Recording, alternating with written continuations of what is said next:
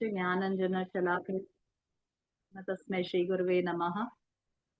श्री चैतन्य मनोविष्टम स्थापितं येन भूतले स्वयं रूप कदा मह्यं ददाति स्वपदान्तिकं वन्देऽहं श्रीगुरुश्रीयुतपदकमलं श्रीगुरून् वैष्णवांश्च श्रीरूपं साग्रजातं सहगण रघुनाथं वितं तं सजीवं साद्वैतं सावधूतं परिजनसहितं कृष्ण चैतन्य देवं श्री राधा कृष्ण पादां सहगण ललिता श्री विशाखान्वितां हे कृष्ण करुणा सिंधु दीन बंधु जगतपते गोपेश गोपकांत राधा कांत नमस्ते तप्त कांचन गौरंगी राधे वृंदावनीश्वरी भानुसुति देवी प्रणमामि हरिप्रिये वंशाकल्पतरुवैश्य कृपा सिन्धुभैव च पतितानां पावनेभ्यो वैष्णवेभ्यो नमो नमः। कृष्ण चैतन्य प्रभु नित्यानंद श्री अद्वैत गदाधर शिवासादि गौर भक्त वृंद हरे कृष्णा कृष्णा कृष्णा हरे हरे हरे राम राम राम हरे। Am I audible clearly? Madhvi, Keshvi? Am I audible? Yes, Mataji. Okay. Hare Krishna. મને ખબર છે કે તમે બધા ગુજરાતી છો અને ગુજરાતી ભાષા વધારે અનુકૂળ રહેશે, પર ઓનલાઈન में પણ કઈ લોકો છે જો ગુજરાતી નહીં સમજે, એટલે मैं हिंदी में कहूँ છું.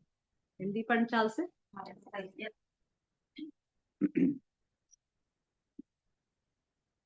तो आज का टॉपिक है, आप सभी लोग भक्त हैं, जबकि माता जी के संपर्क में आकर भक्ति प्रारंभ कर रहे हैं और भक्ति में आगे बढ़ने का भी प्रयास कर रहे हैं। तो आज का टॉपिक हमने ऐसा रखा है कि भक्ति सबसे उत्तम और सबसे सरल। भगवान को प्राप्त करने का के लिए जो भक्ति साधन है वो सबसे उत्तम है और सबसे सरल है। तो इसके ऊपर आज हम चर्चा करेंगे। ओके, एकदम सरल भाषा में समझाने का प्रयास करूंगी, एकदम इजी, जो आपको एकदम समझ आए, बिल्कुल भी डिफिकल्ट नहीं लगे। तो भौतिक जगत में जैसे जगत है इसको भौतिक जगत कहते हैं, और भगवान आध्यात्मिक जगत, दो प्रकार के जगत होते हैं, भौतिक और आध्यात्मिक। तो हम सभी जीवात्मा जो हैं, सब जीव जो हैं, वो भौतिक जगत में निवास कर रहे हैं एट प्रेजेंट। तो भौतिक जगत और आध्यात्मिक जगत जो है, इसके बीच में एक नदी बहती है जिसको बोलते हैं विरजा नदी। विरजा नदी। तो विरजा नदी के उस पार, मतलब भौतिक जगत है, विरजा नदी बहती है, और उसके उस पार है आध्यात्मिक जगत। भौतिक जगत 1/4 है और आध्यात्मिक जगत 3/4 है। मतलब भौतिक जगत आध्यात्मिक जगत से बहुत छोटा है। ज्यादा जो जीव है वो भौतिक जगत, आध्यात्मिक जगत में रहते हैं, भौतिक जगत में तो बहुत कम रहते हैं। समझ रहे हैं? जैसे गुजरात है, तो गुजरात में ज्यादातर लोग तो सिटी में रहते हैं। जैसे थोड़े समय पहले सूरत होके आई, तो सूरत में ज्यादातर लोग अपने घरों में रहते हैं, राइट। और पर सूरत में जेल भी होगा, पर जेल में जो जेल है जहाँ कैदी लोग रहते हैं, जो सरकार के विरुद्ध जो काम करते हैं, उसको जेल में रखा जाता है। पर जेल की पॉपुलेशन ज्यादा है कि सूरत के टाउन की पॉपुलेशन ज्यादा है? टाउन की पॉपुलेशन ज्यादा है, जेल में तो कम लोग संख्या में लोग रहते हैं। उसी प्रकार से भौतिक जगत की पॉपुलेशन जो है वो आध्यात्मिक जगत की पॉपुलेशन से, जनसंख्या से बहुत कम है। ठीक है। भौतिक जगत में उन लोगों को रखा जाता है जो भगवान से क्या बोलते हैं, विमुख हो गए हैं, भगवान से द्रोह कर बैठे हैं। जैसे जब सरकार से कोई द्रोह करता है तो कहाँ रख दिया जाता है उसको? कहता है ना, सरकार की कोई इच्छा है क्या जेल बनाने की? इच्छा से बनाते क्या? बहुत खुशी खुशी इनॉग्रेशन करते क्या जेल का? नहीं, मजबूरी है, बनाना पड़ेगा। क्योंकि कुछ लोग ऐसे हैं जो सरकार का नियम पालन नहीं करते, तो मजबूरीवश उनको जेल बनाना पड़ता है, और उसकी पॉपुलेशन इतनी ज्यादा नहीं होती, कुछ ही लोग ऐसे होते हैं। उसी प्रकार से भगवान को भी मजबूरन, इच्छा नहीं है कोई, ना कोई इंटरेस्ट है, ये भौतिक जगत का निर्माण करना पड़ता है ऐसे लोगों के लिए जो भगवान से द्वेष करते हैं, ईर्ष्या करते हैं, खुद ही भगवान बन जाना चाहते हैं। तो क्या जरूरत है भगवान की? भगवान कौन होते हैं? मैं खुद ही तो भोगता हूँ। इस घर का मालिक कौन है? मैं खुद हूँ। इस सब करता मैं, पैसा कौन कमा रहा है? मैं कमाता हूँ। भगवान का पिक्चर में आते हैं, सब करता देता तो मैं हूँ। मेरी बुद्धि से मैं पैसा कमाता हूँ, मेरी बुद्धि से मैंने घर बनाया है, मैं इस घर का चलाता हूँ, मैं परिवारों का पालन पोषण करता हूँ, सब कुछ तो मैं कर रहा हूँ। भगवान का पिक्चर में आते हैं। ऐसी जो मेंटालिटी रखते हैं, ऐसी जो मानसिकता रखते हैं, ऐसे लोगों के लिए स्पेशल निर्माण किया जाता है, इसको बोलते हैं भौतिक जगत। और हम उसी के नागरिक हैं। हम सब लोग किसके नागरिक हैं? भौतिक जगत के। आध्यात्मिक जगत में भगवान, सबसे आध्यात्मिक जगत भी अलग अलग लेवल्स है, अलग अलग लेयर्स है, ठीक है। जैसे भौतिक जगत में भी अलग अलग लेवल्स है ना। जैसे भौतिक जगत में ब्रह्म लोक है, ब्रह्म लोक जहाँ ब्रह्मा जी रहते हैं। स्वर्ग लोक जहाँ अप्सराएं और सब देवी देवता रहते हैं, ठीक है। ऐसे भौतिक जगत में भी लेवल्स है। उसी प्रकार से आध्यात्मिक जगत में भी लेवल्स है, ठीक है। और जो टॉप मोस्ट आध्यात्मिक जगत का लेवल है वो है गोलोक वृंदावन, जहाँ स्वयं भगवान कृष्ण विराजमान है। और एज अ किंग की तरह नहीं, एज अ राजा की तरह नहीं विराजमान है कि उनको कोई पूजा कर रहा है, अर्चना कर रहा है, नहीं। उनको कोई धक्का मार रहा है, उनको कोई मारने दौड़ रहा है, उनको कोई झूठन खिला रहा है। इस प्रकार से गोलोक वृंदावन में भगवान कृष्ण रहते हैं और आनंद लेते हैं। वो भगवान है, फिर भी उनको इसी प्रकार का आदान प्रदान पसंद आता है, राइट। ऑब्वियस है, हमें भी तो फॉर्मल इतना पसंद नहीं आता ना। हमें, मुझे पर्सनली बहुत फॉर्मल बैठकर प्रसाद लेना पसंद नहीं है। बहुत आराम से, जैसे घर में कैजुअली बैठकर कैसे लेते हैं, उसी प्रकार से जब प्रसाद लेती है तभी हजम अच्छे से होता है। और जैसे फॉर्मली कोई बुलाता है और फॉर्मली कोई खिलाता है, तो पता नहीं क्या हो जाता है मुझे, या तो इंडाइजेशन या हेडेक शुरू हो जाता है, या पता नहीं कुछ कुछ हो जाता है। ऐसा होता है ना, हम सभी लोग को अपने घर में कैजुअल वेयर अच्छा लगता है ना। जैसे हम कहीं से भी आते हैं बाहर से थक हार के, सबसे पहले काम क्या करते हैं? ड्रेस बदल, और फिर सुकून महसूस करते हैं। थैंक गॉड, फॉर्मल है हूँ करते करते थक गए, और सुकून से कपड़े बदल के पहले आराम से बैठते हैं, पानी वानी पीते हैं, और बहुत आराम लगता है। जैसे गुजराती में कहा, जैसे मेरे प्रभु जी, धरती नो छेड़ो घर। ऐसा बोलते हैं ना गुजराती में, मेरे प्रभु जी बहुत बार बोलते हैं ये चीज, धरती नो छेड़ो घर, कि पूरी धरती घुमाए पर घर ही सबसे ज्यादा सुकून देता है। उसी प्रकार से भगवान रहते हैं गोलोक वृंदावन में। और उनको सबसे ज्यादा सुकून कहाँ मिलता है? भगवान रहते गोलोक वृंदावन को सबसे ज्यादा अच्छा गोलोक वृंदावन में लगता है, जहाँ उनके ग्वाल बाल है, सखा है, माता पिता है, उनके साथ खेलते हैं, कूदते हैं, बातें करते हैं, और वो भी उनको धक्का मारते हैं, वो सब बहुत पसंद आता है। पर वो चेयर पे बैठा के आरती उतारते हैं, वो इतना पसंद नहीं आता है भगवान को। फॉर्मेलिटी नहीं पसंद आती ज्यादा, ठीक है। तो गोलोक वृंदावन में भगवान दो हाथ, दो पैर, मुख, जैसे हम दिखते हैं, हम भगवान की तरह दिखते हैं। भगवान हमारी तरह नहीं दिखते। कृष्णा ने हमें अपने तरह, इमेज की तरह बनाया है। जैसे हमारी शैडो कैसे होती है, हमारी जैसी दिखती है ना, शैडो हमारी जैसी दिखती है, दो पैर दो हाथ, उसी प्रकार से भगवान ने अपनी तरह हमें बनाया है, क्योंकि हम उनकी संतान है ना, राइट। तो हम दिखते वैसे हैं जैसे भगवान ने, दो हाथ दो पैर, जैसे भगवान का विग्रह, जैसे देखिए भगवान भी वैसे दिखते हैं ना, दो हाथ दो पैर वैसे दिखते हैं ना, सुंदर है, बहुत बहुत सुंदर है।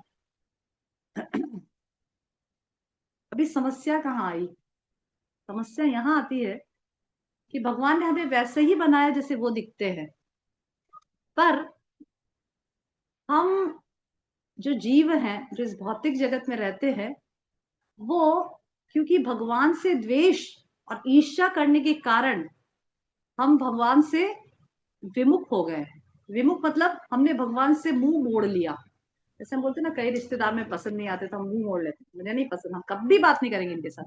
उसी प्रकार से हमने ऐसा डिसाइड किया कि हम भगवान से कभी बात नहीं करेंगे, विमुख हो गए भगवान से, ठीक है। और जब जीव इस भौतिक जग में जो विमुक्त, वैमुक्ता, बोलते हैं वैमुक्ता, वैमुख, वैमुख्यम, वैमुख्य मतलब जो जीव भगवान से मुख मोड़ लिया है, ऐसे जीव अविद्या से ढक जाते हैं। अविद्या, हमारे अंदर अविद्या का आवरण है। क्या अविद्या हमारे अंदर?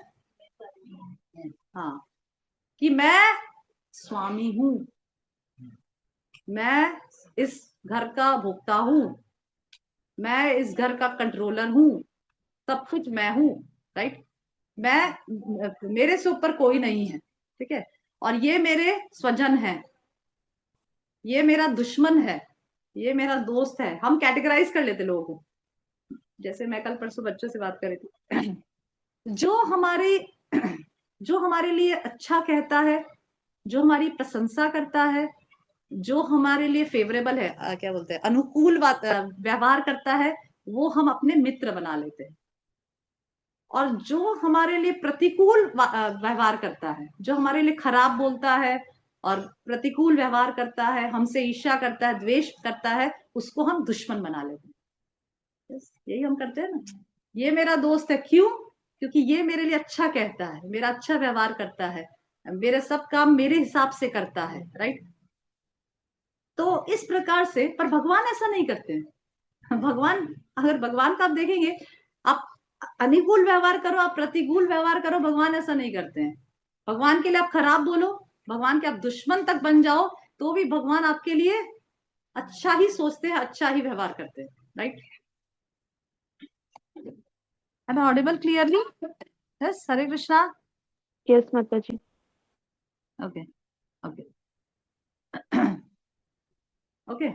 तो अभी जीव जब इस भौतिक जगत में भगवान से वैमुख हो जाता है, मतलब मुंह मोड़ लिया, तो क्या होता है, अविद्या का आवरण उस पे आ जाता है। अविद्यावश वो आवरणवश क्या सोचता है, मैं शरीर हूं, मैं भोगता हूं, इस प्रकार से वो सोचने लग जाता है। और इस भौतिक जगत में 84 लाख योनियों में घूमने लग जाते हैं, राइट। उसको बोलते हैं वैमुख्यम, विमुख हो जाना, राइट। अभी हम सब वैमुख्यम जीवात्मा है, जो भी भौतिक जगत में रहे। पर जब हमें साधुओं का संग प्राप्त होता है, साधुओं की दया प्राप्त होती, साधुओं की मैं बोल रही हूँ, भक्तों की नहीं, साधुओं की। कोई भी हो सकता है, वो ज्ञानी हो सकता है, वो निष्काम कर्म योगी हो सकता है, वो अष्टांग योगी हो सकता है, वो भक्ति योगी हो सकता है, ठीक है। मैं आपको बताना चाहती हूँ कि भक्ति योग क्यों उत्तम है, यही टॉपिक है ना हमारा। तो जब येन केन प्रकारेण हमें साधुओं का संग प्राप्त होता है, तो हम रियलाइज करते हैं कि हमसे भी ऊपर ये कोई जगत है, राइट। पहले हमें कोई रियलाइजेशन नहीं है, हम इस जगत में आराम से तरते हैं, बहते हैं, फ्लो विद द विंड। जो दूसरा कर रहा है उसकी तरह हम भी करते हैं। पहले कॉलेज में पढ़ते हैं, फिर शादी करते हैं, शादी में घर गृहस्थी पालते हैं, फिर बच्चों को पालते हैं, फिर उनके पोते नाते को पालते हैं, फिर पूरा संसार जैसे जब जब जैसे फिर खत्म हो जाए, मर जाते हैं, ठीक है।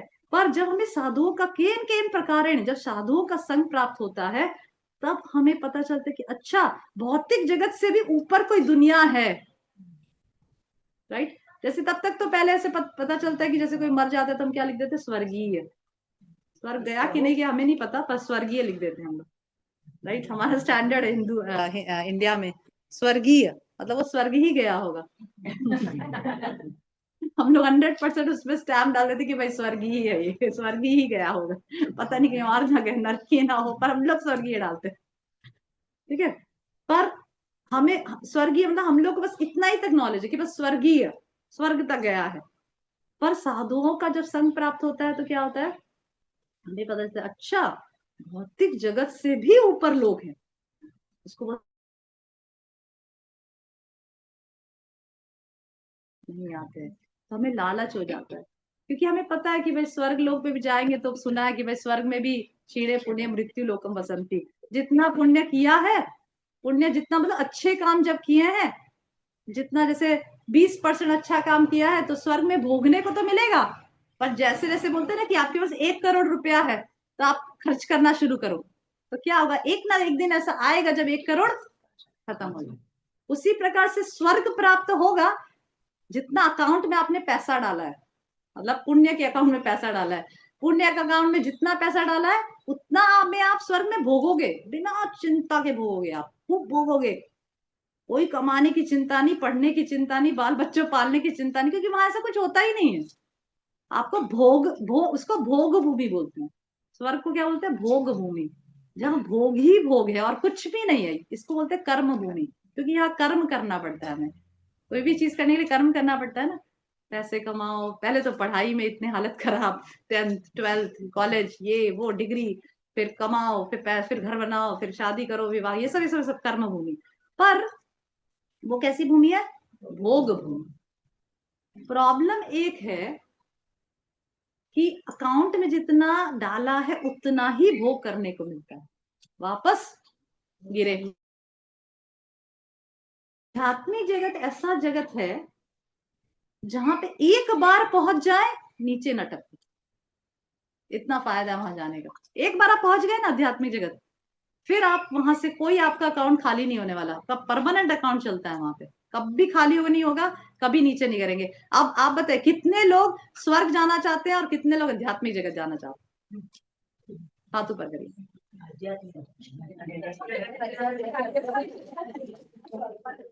क्योंकि स्वर्ग में तो टपकना, वापस वही सब, वापस आना है, फिर वापस यही सब। और ऐसा भी नहीं कि आप स्वर्ग से नीचे टपके तो आप बोलोगे अरे मैं तो स्वर्ग से टपका था, मैं तो भोग करके आया, मुझे वापस से भोग दो। नहीं, आपका अकाउंट फिनिश मतलब फिनिश, अभी आपको वापस से जनरेट करना पड़ेगा, और उसमें भी एक बार बहुत जनरेट करना पड़ेगा, तब जाके आपको वहां भोग करने को मिलेगा। इट्स अ वेरी, आप देखिए इंडिया से लंदन जाना है तो आपको कितनी मेहनत करनी पड़ती है, कितना प्रॉब्लम है। वीजा निकालने में कितनी तकलीफ होती है, पासपोर्ट निकालने में कितना तकलीफ होता है। मेरे प्रभु जी पासपोर्ट कितना प्रॉब्लम है, कितने बार ऑफिस में जाओ, माथा कुट करो, तब जाके पासपोर्ट और उसके बाद वीजा। तो आप सोचिए इतना, इसी भूमि पे ही इंडिया से लंदन, इंडिया से अमेरिका जाने में प्रॉब्लम है, तो इंडिया से स्वर्ग ऐसे ही भेज देंगे क्या? नहीं ना, कुछ तो ज्यादा अकाउंट चाहिए, राइट, ज्यादा वीजा पासपोर्ट निकालना पड़ेगा तब जाके। और फिर वहां आपका परमानेंट सिटीजनशिप भी नहीं मिल रहा है, आपको क्या करना है, नीचे गिरना है। जब तक आपको पुलिस वाले ने, जैसे आपको लंदन के आप सिटीजनशिप नहीं है, आपको लंदन का वीजा मिल गया, आप लंदन पहुंचे, आपको परमानेंट रहने देंगे लंदन में? नहीं रहने देंगे, आपको पुलिस आके बोलेगी, हाँ, निकाल देंगे, बोलेंगे चलो निकलो, आपकी कंट्री में भागो। उसी प्रकार से स्वर्ग पहुंच गए, आएंगे चलो निकलो, हो गया अकाउंट खत्म, नीचे गिरो वापस वापस। इसीलिए सर क्या है, तो अब ये इतना तो प्रूव हो गया कि भाई हमें जाना कहाँ है, हमारा गोल कहाँ है, आध्यात्मिक जगत। कैसे जाएं? रास्ता तो बहुत कठिन लग रहा है, माता जी बोलते भी आध्यात्मिक जगत जाए कैसे, जब भी कठिन लगता है, साधु का संग भी कठिन लगता है, वो संसार छूटता नहीं है, मोह माया छूटती नहीं है। भगवान ने तो गीता का उपदेश दे दिया, पर हम कैसे अपनाएं? हम तो गृहस्थ है, हमारे सब संसार है, नाती पोते सारे हैं, कैसे करें ना? तब आसान नहीं है आध्यात्मिक जगत, माता जी कैसे करें हम लोग, राइट? तो जब व्यक्ति भगवान जो व्यामुख्यम, जिसको मैं बोले विमुख जीवात्मा, जो बिल्कुल विमुख हो चुका है, पर हम ऐसे नहीं है। हम कैसे जीवात्मा है? सामुख्यम। सामुख्यम मतलब हम भगवान के प्रति मुंह मोड़े हैं, मुंह तरफ, भगवान की तरफ मुंह मोड़ रहे हैं। हम भगवान की तरफ जाना चाहते हैं, भगवान को पाना चाहते हैं, ठीक है, तो उसको बोलते सामुख्यम। ठीक है? अभी भगवान की तरफ जाने के लिए भी अलग अलग मार्ग बताए गए, ठीक है। जैसे 3rd फ्लोर पे जाना है, अलग अलग मार्ग है ना, कोई लिफ्ट पकड़ ले, कोई सीढ़ी पकड़ ले, कोई ऐसे ही रस्सी डाल के चढ़ना शुरू कर दे, कर सकते हैं ना ऐसे। चोर लोग थोड़ी रस्सी और सीढ़ी से, तो सीधा रस्सी डाल के ही तो रस्सी से क्लाइम करके बालकनी में और आ सकते हैं, कैसे भी आ सकते हैं, 3 प्रकार के तरीके होते हैं, ठीक है। उसी प्रकार से सिर्फ आध्यात्मिक जगत जाना है, मैं ऐसा नहीं बोल रही कि गोलोक वृंदावन जाना है, आध्यात्मिक जगत जाना है। आध्यात्मिक जगत जाना है, उसमें भी 3 प्रकार के अलग अलग रास्ते बताए गए हैं। एक है कर्म योग, एक है ज्ञान योग, और एक है भक्ति योग, ठीक है। भक्ति योग का तो रास्ता पता था, अभी दो दो और रास्ता है वो तो पता ही नहीं था, ठीक है। पर प्रॉब्लम ये है कि कर्म योग और ज्ञान योग, ये जो रास्ते हैं वो सीढ़ी वाले और रस्सी वाले रास्ते हैं, डिफिकल्ट वाले रास्ते हैं। और भक्ति योग का जो रास्ता है वो लिफ्ट वाला रास्ता है, ठीक है, बटन दबाओ सीधा ऊपर, ठीक है। उसमें भी कुछ थोड़ी बहुत रिक्वायरमेंट्स होती है, बटन तो दबाना पड़ेगा ना, बस खड़े हो जाएंगे लिफ्ट के अंदर जाके तो पहुंच जाएंगे? नहीं पहुंचेंगे, बटन दबाना पड़ेगा, पता होना चाहिए, ज्ञान होना चाहिए, कौन सा बटन दबाना है, कहाँ जाना, कौन सी, थोड़ी तो ज्ञान चाहिए ना लिफ्ट में चलने के लिए भी, बिल्कुल ही नॉलेज नहीं चाहिए। अगर कोई नया गांव से व्यक्ति आएगा तो दरवाजा खोलेगा, खड़ा हो जाएगा जाकर, मतलब ये चाहता क्यों नहीं, वापस आ जाएगा बाहर। ठीक है, उसको इतना नॉलेज चाहिए कि भाई मुझे थर्ड फ्लोर जाना है, मुझे थर्ड बटन दबानी है, समथिंग समथिंग करता था। ठीक है, पर ठीक है, पर वो रास्ता सरल है, तुरंत आपको ऊपर पहुंचाता है। ठीक है, पर सीढ़ी वाला धीरे धीरे स्टेप बाय स्टेप पहुंचाता है, रस्सी वाला तो गिरने का भी डर है, समथिंग। ठीक है, अभी भगवान गीता में बताते हैं, भगवत गीता में 12वें अध्याय में, क्लेशो अधिक तरस्तेषाम अव्यक्तासक्त चेतसाम। ज्ञान योग का जो मार्ग है और कर्म योग का जो निष्काम कर्म योग का जो मार्ग बताया गया है, भगवान गीता में बता रहे कि क्लेशो अधिक तरस्तेषाम। क्लेशो मतलब बहुत ज्यादा क्लेश का रास्ता है। क्यों क्लेश का रास्ता है? क्योंकि इसमें आपको कुछ क्वालिफिकेशन चाहिए। ठीक है, ज्ञान योग का मार्ग में और निष्काम कर्म कर्म योग के मार्ग में आपको कुछ योग्यता चाहिए करने से पहले। इस मार्ग में घुसने से पहले आपको कुछ योग्य होना चाहिए। क्या योग्य होना चाहिए? कि आप अपने फलों से पूरी तरह से अनासक्त होना चाहिए। आप अपने कर्म से, कर्म के फल जो है उससे पूरी तरह से अनासक्त, मतलब जैसे आप अपना कर्म कर रहे हैं, अपनी जो ड्यूटी कर रहे हैं, ठीक है, जैसे आप पैसा कमा रहे हैं, जो भी ऑफिस में काम करते हैं, उसका जो फल जो आता है उससे पूरी तरह से आप अनासक्त होना चाहिए। और ज्ञान योग के मार्ग में आप बिल्कुल भी, आपका जो मन और इंद्रियां हैं वो पूरी तरह से कंट्रोल होनी चाहिए। आप सोचिए, ये मार्ग का ये रिक्वायरमेंट है, ये योग्यता है, ये योग्यता आप में होनी चाहिए, तब जाके आप ये निष्काम कर्मयोग और ज्ञान योग के मार्ग का अवलंबन कर सकते हैं। उसके पहले आप इसको अवलंबन नहीं कर सकते। ठीक है, आप इसके मार्ग में घुस नहीं सकते। क्यों? आपकी योग्यता है, हमारी योग्यता है, हमारा मन कंट्रोल है।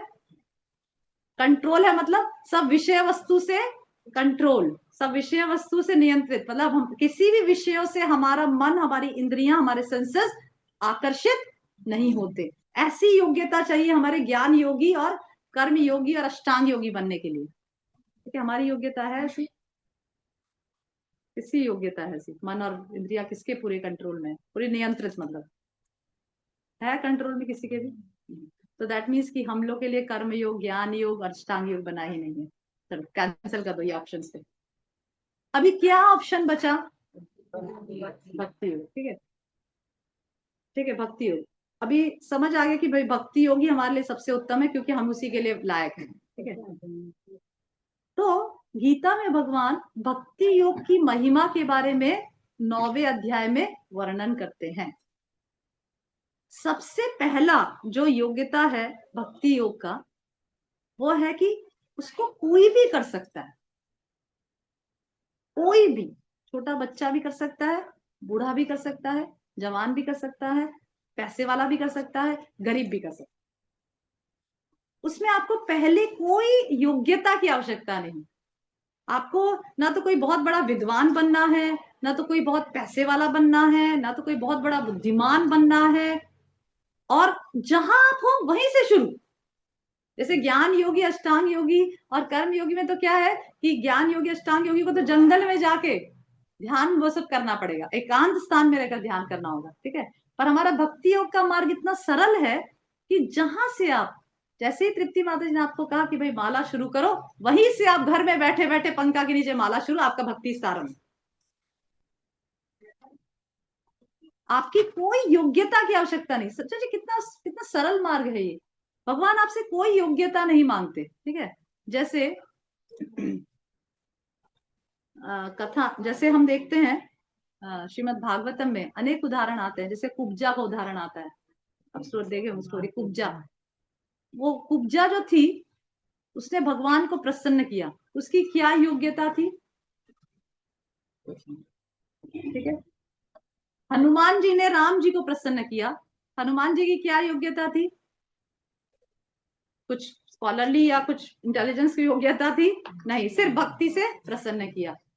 छोटी सी गिलहरी, आपने सुनी हुई कथा, बहुत फेमस है, राम जी के पुल बनाने में उस छोटी सी गिलहरी ने अपने प्रयास से, अपनी क्या बोलते हैं, डिटर्मिनेशन से भगवान को प्रसन्न किया। मतलब एक गिलहरी और हनुमान जी दोनों ही अपनी अपनी क्षमता से इक्वली, जबकि वो कितनी छोटी है और हनुमान जी इतने बड़े हैं, तो भी दोनों ही भगवान को प्रसन्न करने में सक्षम रहे। ठीक है, उसी प्रकार से श्रीमद् भागवतम में से अनेक स्टोरी आती है। श्रीमद् भागवतम में एक श्रुतदेव और बहुलाश्व की स्टोरी आती है, अगर आप कृष्णा बुक पढ़े होंगे। तो जब भगवान कृष्ण मिथिला राज्य में गए थे एक बार घूमते घूमते, तो वहां पे एक बहुत ही गरीब ब्राह्मण था, उसका नाम था श्रुतदेव ब्राह्मण। ये 10वें स्कंद में श्रीमद् भागवतम में एक कथा आती है श्रुतदेव और बहुलाश्व की।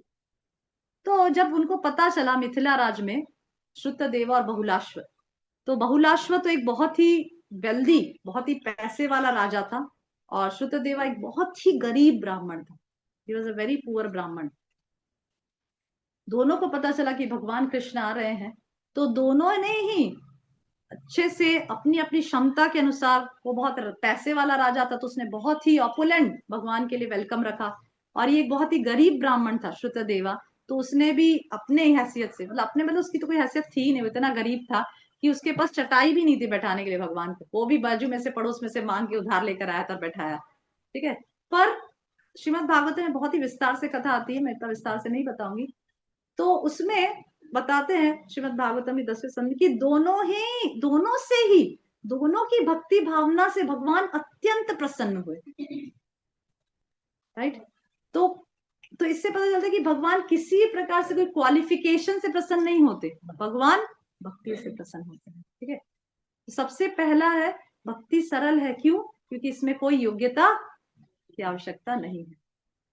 आप म्लेच्छ जाति के हो, आप ब्राह्मण जाति के हो, आप गृहस्थ हो, वानप्रस्थी हो, सन्यासी हो, ब्रह्मचारी हो, क्षत्रिय हो, वैश्य हो, शूद्र हो, चांडाल हो, कोई भी हो आप, आपका जेंडर, आपकी एज, आप बुजुर्ग हो, जवान हो, जो भी हो आप, अगर आप भगवान का नाम लेते हो तो आप भगवान के प्रिय बन सकते हो, आप भगवत धाम जा सकते हो, आप कृष्ण को प्राप्त कर सकते हो। सोचिए हम भौतिक जगत में देखते हैं हर चीज में क्वालिफिकेशन मांगी जाती है। राइट। बच्चों को डॉक्टर बनना है, एंट्रेंस एग्जाम पास करनी पड़ती है। इंजीनियर बनना है तो इतना टफ हो गया, आईआईटीज में पास करना तो बहुत लोहे के चने चबाना है। और भी भौतिक जगत जितना भी आप देखें, सब में क्वालिफिकेशन की आवश्यकता पड़ती है। पर भक्ति भगवान ने इतना सरल कर रखा है कि उसमें किसी भी प्रकार की कोई योग्यता भगवान आपसे मांगते नहीं। और दूसरा, आपसे छुड़वाते भी नहीं है कोई चीज। स्थाने स्थित, ऐसा भी नहीं बोले चलिए माता जी अभी आप कल से व्हाइट साड़ी वाड़ी पहन लीजिए, सब तोड़ दीजिए, तो हम तो कितना कुछ पहन रखे, चूड़ी बूड़ी गहना सारा ही कुछ पहन रखे, हनुमान में सब पहन रखे, तो भी हम भक्ति कर सकते हैं। आपसे कुछ भी छोड़ने के लिए नहीं कह रहे हैं। जैसे आप हैं, घर में रहते हैं, पेटलाद में रहते हैं, नगर में रहते हैं, गांव में रहते हैं, बड़े शहर में रहते हैं, नो प्रॉब्लम, वहीं से भगवान आपको ले जाएंगे। सिर्फ भगवान आपसे भक्ति चाहते हैं, सिर्फ आपसे प्रेम चाहते हैं। He only wants your love and affection and nothing else. Wherever you are, कहीं भी आप हो, you just do that. Okay.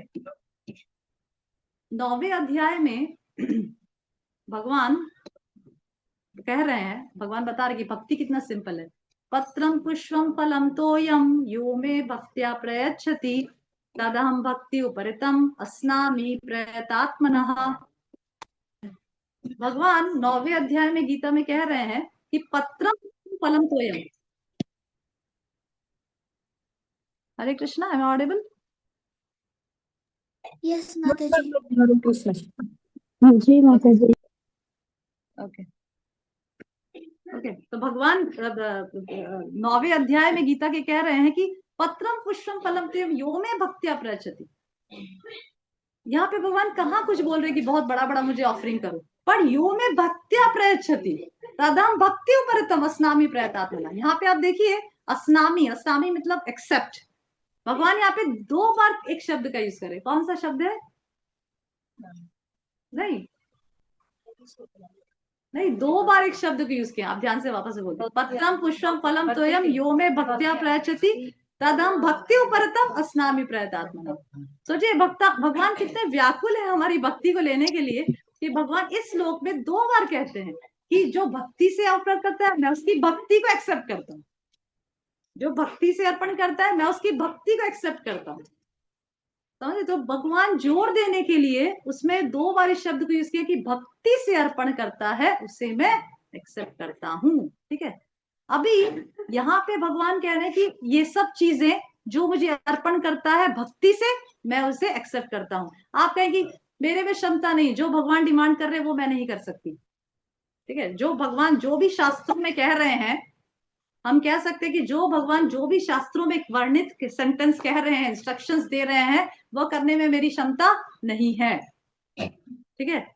तो भगवान बोलते नो प्रॉब्लम। उसके बाद दूसरे वाले श्लोक में भगवान बोलते नो प्रॉब्लम, क्या करो, यत करोषि यदश्नासी यज्ज होषि ददासी यत तपस्वसी कौन्तेय तत्कुरुष्व मदर्पणम। समझ रहे हैं। पहले भगवान क्या बोले कि ये सब चीजें मुझे अर्पण करो, प्रेम से अर्पण करो, ठीक है। ये सब चीजें मुझे अर्पण करो, मतलब भगवान कहना चाहते हैं कि जो मैंने तुमको इंस्ट्रक्शंस दिया है वह तुम मुझे ऐसा करके तुम मुझे अर्पण करो। आप कहेंगे भगवान मैं आपके हिसाब से अर्पण नहीं कर सकती, मैं आपके हिसाब से नहीं कर सकती, ठीक है। तो भगवान नो प्रॉब्लम, जो तुम करते हो, यद करोषि यदश्नासी यद जहोसी ददासी, जो तुम करते हो, जो तपस्या तुम करते हो, जो तुम खाते हो, वो जो तुम करते हो। मतलब भगवान ऐसा नहीं बोले कि जो मैं तुमसे मांगता हूं, समझ रहे हैं डिफरेंस। दोनों श्लोक में क्या डिफरेंस है। पहले श्लोक में भगवान बोल रहे हैं कि ये सब तुम करो, और दूसरे श्लोक में भगवान कहना चाह रहे कि ठीक है जो तुम करते हो वो मुझे अर्पण करो, थोड़ा लोअर लेवल। क्योंकि हम कह सकते हैं कि भगवान जो आप कह रहे हैं वो तो मैं नहीं कर सकती, ठीक है। तो भगवान बोले ठीक है यद करोषि यदश्नासी, जो तुम करते हो, जो तपस्या तुम करते हो, जो खाना तुम खाते हो, जो जो काम तुम करते हो, उसका फल तुम मुझे अर्पण करो। ये तो तुम कर सकते हो ना, ऐसा भगवान इसमें कह रहे हैं। ये मतलब what ever you do, this is just lower, कि भाई हम ये नहीं कर सकते, तो Krishna is saying okay do that, ठीक है। That is natural. So that is also भक्ति। भक्ति के 2 स्टेजेस है, जो भगवान कह रहे हैं वो आप करिए, आप नहीं कर सकते तो जो आप कर रहे हो वो भी आप भगवान को अर्पण कर सकते हो। तो भक्ति सो सिंपल, ठीक है। नेक्स्ट इज भक्ति इज वेरी नेचुरल। मैं आपसे पूछने वाली इस क्लास खत्म होने, क्या क्या भक्ति के क्या क्या पॉइंट्स मैंने बताए। फर्स्ट पॉइंट क्या बताया था, सरल। सरल तो पॉइंट है ही, सरल कैसे। पहला पॉइंट क्या है, हाँ हाँ मैं बोले पहला पॉइंट क्या बताया कि कोई क्वालिफिकेशन नहीं है। सेकंड इज जो भी भगवान कह रहे हैं उसे अर्पण करो, ठीक है। थर्ड इज यद करो, जो आप कर रहे हो उसे अर्पण। These are the 3 points. Now fourth, भक्ति इज वेरी नेचुरल, मतलब एक बहुत ही नेचुरल है। जैसे जैसे हाँ स्वाभाविक, जैसे मछली के लिए पानी में रहना कितना स्वाभाविक है, ठीक है। पक्षी के लिए हवा में उड़ना कितना स्वाभाविक है। हम पानी में रह सकते हैं क्या, हम हवा में उड़ सकते हैं क्या। हमें हवा में उड़ने के लिए एरोप्लेन चाहिए, मतलब कितना करोड़ों बिलियंस का खर्चा करना पड़ रहा है तब जाके हम हवा में उड़ पा रहे हैं। और वही पक्षी बिना किसी करोड़ों बिलियंस खर्चा करके भी हवा में उड़ पा रहा है, ठीक है। और हम उसके लिए इतना खर्चा कर रहे हैं, वो उसके लिए स्वाभाविक है। मछली के लिए पानी में रहना स्वाभाविक है, पक्षी के लिए हवा में उड़ना स्वाभाविक है। उसी प्रकार से भक्ति हमारे जीव के लिए स्वाभाविक है। इट्स भक्ति इज नॉट, भक्ति ऐसा नहीं कि जो हमें कोई बाहरी रूप से लाना है। भक्ति हमारे हृदय में स्थित है, क्योंकि हम भगवान के अंश हैं।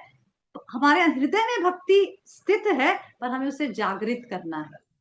जैसे कोई व्यक्ति सोया हुआ है, ठीक है, उसे सिर्फ जगाना है, ठीक है, फिर वो जग जाएगा, वो सब कुछ जान जाएगा। उसी प्रकार से हम लोग का क्या है, अभी हम लोग सोए हुए लोग हैं, अविद्या में हम सो रहे हैं, हमें पता नहीं क्या ठीक है क्या सही है, कौन भगवान है, बस हमें जगाना है। That is the difference. जब हम जाग जाएंगे तो हमें रियलाइज हो जाए, हमें पता चल जाएगा कि भगवान कौन है और हमारा भगवान के साथ क्या संबंध है। दैट इज द डिफरेंस, ठीक है। जैसे एक उदाहरण से समझाती हूँ। जैसे हम आंखों से देख पाते हैं, ठीक है, अंधेरा कर देते हैं, तो आप आंखों से देख पाएंगे, नहीं देख पाएंगे। तो इसका मतलब ये है कि आंखों की देखने की कैपेसिटी खत्म हो गई। आंखों की देखने की कैपेसिटी खत्म हो गई क्या? पर अंधेरा छा गया, इसकी वजह से आप आंखों से देख नहीं पा रहे हैं, ठीक है। उसी प्रकार से जीव में भगवान की व्यक्ति स्वतः अंदर उपस्थित है। जीव की कैपेसिटी है, क्षमता है कि वो भगवान की भक्ति कर सके, परंतु वो अविद्या से आवृत। जिस प्रकार से आंख में क्षमता है देखने की, पर अंधेरा करने के बाद भी आंख में क्षमता होती है ना देखने की, पर देख नहीं पा रहा है, उसी प्रकार से हर एक जीव में भगवान का शुद्ध भक्त बनने की क्षमता है क्षमता। कोई भी ऐसा नहीं जिसमें भगवान के शुद्ध भक्त बनने की क्षमता नहीं है, क्षमता अभी भी है, पर अविद्या से आवृत है। उस चीज को देखने के लिए अविद्या का जो आवरण है वो खत्म करना पड़ेगा। जैसे आंखों से देखने के लिए लाइट ऑन करनी पड़ेगी, उसी प्रकार से जीव को वापस से मूल स्वरूप में आने के लिए अपना जो अविद्या मतलब अंधकार मतलब अज्ञानता को खत्म करना पड़ेगा। वो अज्ञानता कैसे खत्म होती है?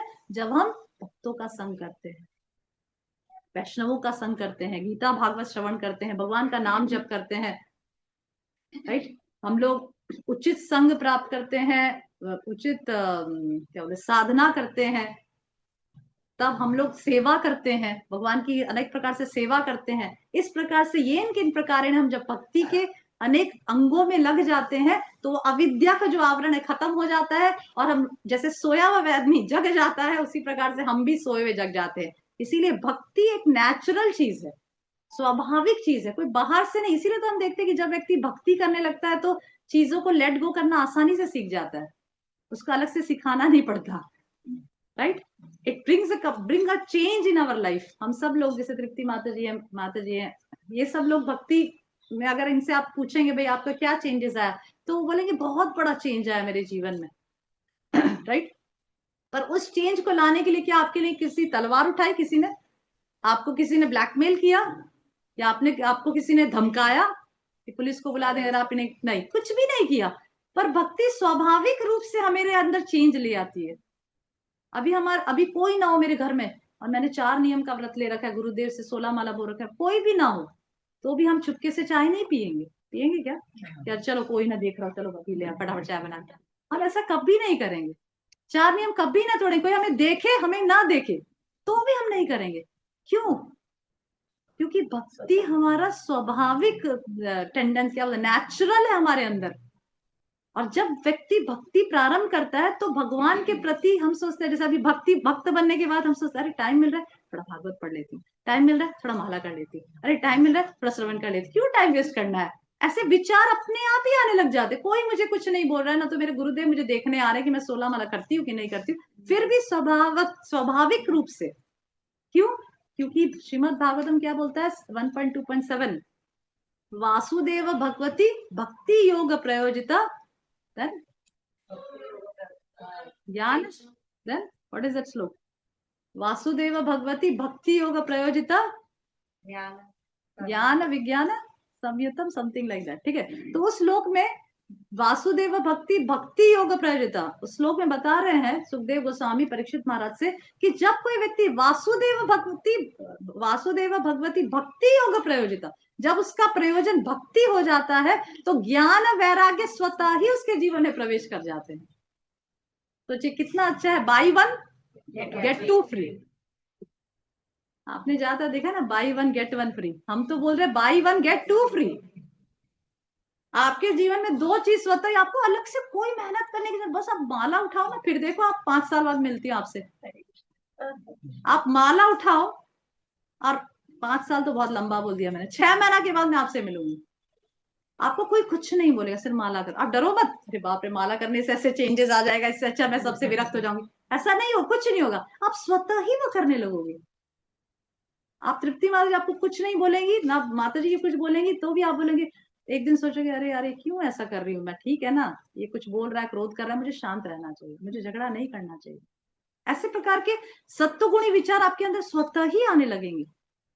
माता जी एक्सपीरियंस है, सभी को है, अभी सभी को है ना ये एक्सपीरियंस, समझ रहे हैं क्यों ऐसा होता है?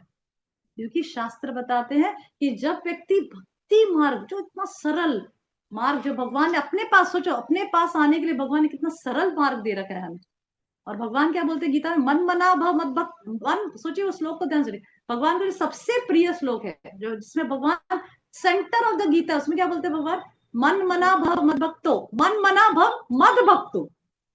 मतलब भगवान खुद ही बोल रहे हैं कि तुम मेरा चिंतन, मेरे भक्त बन जाओ। भगवान क्या बोले, तुम मन मना, मेरा चिंतन कर, मेरे भक्त क्यों नहीं बन जाते, मेरा भक्त बन जाओ। राइट। ठीक है। तो इस प्रकार से भक्ति इतना सरल है, और साथ साथ भक्ति करना भी बहुत ही उत्तम है। क्यों? क्योंकि भक्ति करने से तुरंत ही हम भगवान के करीब जाने लग जाते हैं, और हमारे अंदर स्वतः ही सत्वगुणी विचार और सत्वगुणी क्वालिटीज अंदर आने लग जाते हैं। Okay, natural father, okay, very simple. Okay. Okay, now the question is, हम भक्ति करते हैं फिर भी मुसीबतें हमारे साथ आती है। माता जी आप बोले भक्ति करिए, भगवान हमें फेवर करेंगे, फिर भी मुसीबतें आती है। और भक्त का जीवन तो हम देखते हैं कि ज्यादा मुसीबतें वाला होता है। हम तो इतना रामायण महाभारत ये सब पे पढ़े हैं, बाप रे, राम जी का देख लो, सीता जी का तो बाप रे इतना मुश्किल, द्रौपदी का तो और भी, फिर कुंती महारानी का तो पूछो ही मत, जंगल में जाना पड़ा, विधवा का जीवन, ये जीवन वो जीवन, पांडवों का भी इतना टफ। और हम तो देख रहे कि भक्तों का जीवन इतना इतना इतना डिफिकल्ट है कि ये देखकर ही भक्ति करने में डर लग रहा है कि भक्ति करेंगे तो हमारी भी भगवान इतना कठिन परीक्षा लेंगे। ऐसा है क्या? ऐसा नहीं है। भगवान भक्तों को, शुद्ध भक्तों के जीवन से दर्शाते हैं। ये जो भगवान, जो भी आप महाभारत में और रामायण में जो चरित्र देख रहे हैं, वहां भगवान अपने शुद्ध भक्तों के जीवन से दर्शाते हैं कि देखो मेरे भक्त मुझे इतना इतना प्रेम करते हैं कि इतनी विकट परिस्थिति में भी वो मेरा स्मरण नहीं भूलते हैं। मेरे प्रति उनकी कितनी श्रद्धा है। आप चिंता मत करिए कि भगवान हमारे से इतनी परीक्षा लेंगे, क्योंकि हमारे अंदर इतनी श्रद्धा है ही नहीं। हम शायद भक्ति ही छोड़ के भाग जाएंगे अगर भगवान हमारी परीक्षा लेंगे। इसीलिए भगवान उतनी हद तक परीक्षा लेते हैं जितना वो भक्त बेयर कर सकता है, सहन कर सकता है, क्योंकि भगवान हमारे शुभचिंतक हैं। ठीक है। दूसरा ये प्रश्न उठ सकता है कि क्या भगवान इक्वल है, समान है? क्योंकि हम देखते हैं कि भक्ति करने के बाद भी जो भक्ति नहीं करता उनका जीवन हम ज्यादा ऐश्वर्यशाली देख रहे हैं, ज्यादा सुखदायक देख रहे हैं, और जो भक्ति कर रहा है उसके जीवन में इतनी सारी कठिनाई आ रही है। तो क्या भगवान पार्शियल है? क्या भगवान, क्या बोलते पार्शियल को, हाँ, क्या भगवान भेदभाव करते हैं? करते हैं कि कितने लोग बोलते हैं कि भगवान भेदभाव करते हैं? कितने लोग बोलते हैं कि भगवान भेदभाव करते हैं? कितने लोग कहते हैं, हाथ बताइए, कि भगवान भेदभाव करते हैं? भगवान भेदभाव नहीं करते। मुझे तो ऐसा लग रहा है कि करते हैं, तभी तो इतना सारा डिफिकल्टीज हमें दे रहे हैं और बाकी सब लोग इतना अच्छा कर रहे हैं। भगवान भेदभाव, मेरा एक क्वेश्चन आंसर, भगवान भेदभाव अगर करते हैं, नहीं करते तो कोई प्रॉब्लम ही नहीं, करते हैं तो उसके पीछे उनका करने का क्या उद्देश्य होगा? हमारे साथ अगर भगवान भेदभाव करते हैं, समझ लीजिए हमारे मन में ऐसा है कि अरे मेरे पड़ोसी तो कोई नाम नहीं लेता भगवान का, तो भी देखो प्रमोशन हो गया, और मैं इतना दिन से रट रही हूँ जय हरे कृष्णा, तो भी मेरा, ना तो मेरे बच्चे का कोई नौकरी लगती है, ना तो प्रमोशन होता है। तो ये कितना बड़ा भेदभाव है। भगवान कुछ देखते हैं कि नहीं देखते, सुनते हैं कि नहीं सुनते हैं? राइट। ऐसा मन में विचार आ सकता है, ऐसा ऐसा विचार कॉमन है, तो सभी के ज्यादातर मन में आता है। ठीक है। अच्छा, तो भगवान आपके साथ खराब करके और उसके साथ अच्छा करके क्या लेना चाहते हैं हमसे? उनका, उसके पीछे मकसद क्या है? आपके साथ खराब कर दिया और उनके साथ अच्छा कर दिया, उसके पीछे भगवान का उद्देश्य क्या है? क्या मिलेगा भगवान को ऐसा करने से? आपके साथ खराब और उसके साथ अच्छा, कुछ लेना चाहते हैं कि हमसे? कमी है कुछ वहां गोलोक वृंदावन में? कुछ है क्या प्रॉब्लम वहां पे गोलोक वृंदावन में, कि जो भगवान हमसे लेना चाहते हैं इसके लिए भेदभाव करते हैं? भेदभाव व्यक्ति कब करता है? हम भेदभाव कब करते हैं? हाँ, जब हमारे मन में इच्छा होती है। भगवान तो बोले समोहम सर्वभूतेषु, I am equal to all. ठीक है, मैं सभी के लिए समान हूं, मैं किसी से भी भेदभाव नहीं करता हूं, क्योंकि मेरा कोई प्रयोजन ही नहीं है भेदभाव करने का। ठीक है, क्योंकि ये जो भेदभाव करने की जो टेंडेंसी है वो तो भौतिक जगत में अवेलेबल है। भगवान तो पूरी तरह से आध्यात्मिक है, भगवान को इस भौतिक जगत के 3 गुणों से कोई मतलब नहीं। ठीक है, भगवान को भेदभाव करने के पीछे कोई प्रयोजन नहीं। भगवान अगर ऊपर से हमें देखते हैं तो एक जीवात्मा की तरह देखते हैं। राइट। और जो भगवान को पुकारता है तो भगवान रेसिप्रोकेट करते हैं। हाँ, भगवान जो पुकारता नहीं तो भगवान चुपचाप बैठे रहते हैं। अगर आप पुकारोगे तो हम जैसे किसी का नाम पुकारते हैं, हम बोलना नहीं चाहिए क्या? अगर आप मेरे को कृष्ण श्याम प्रिया माता जी, तो मैं बोलूंगी नहीं यस माता जी। तो भगवान भी, आप हरे कृष्णा बुलाते तो भगवान आपको रिसिप्रोकेट करते, आपको पुकारते तो आप भगवान बोलते यस बोलो। तो इसको ले पार्शियलिटी करते, पार्शियलिटी थोड़ी करते। आप जिस भावना से भगवान को बुलाते हैं भगवान उसको रेसिप्रोकेट करते हैं। तो भगवान पार्शियलिटी नहीं करते, भगवान रेसिप्रोकेट करते अपने भक्तों के साथ। पर भक्तों के लिए भी जो अच्छा होता है वो भगवान देते हैं। जब भक्तों को मुसीबतें आती है, ठीक है, भक्तों को जब मुसीबतें आती है तो शायद भगवान उसको अपने पास ज्यादा बुलाना चाहते हैं, इसीलिए भगवान उसको मुसीबतें देते हैं। समझ रहे हैं? क्योंकि मुसीबत में, ऑब्वियसली मुसीबत में क्या होता है, हम भगवान का स्मरण ज्यादा करते हैं, हम भगवान के प्रति शरणागत ज्यादा होते हैं। ठीक है, तो जो भक्त होता है वो मुसीबतों को मुसीबतों की तरह नहीं देखता, वो ऐसा देखता है कि अच्छा चलो भगवान का स्मरण करने का ज्यादा मौका मिला। जैसे कुंती महारानी कहती है अपने प्रिय से, विपदा संतुता शाश्वत तत्र तत्र जगत गुरु भवतो दर्शनम यत् पुनर्भव दर्शनम।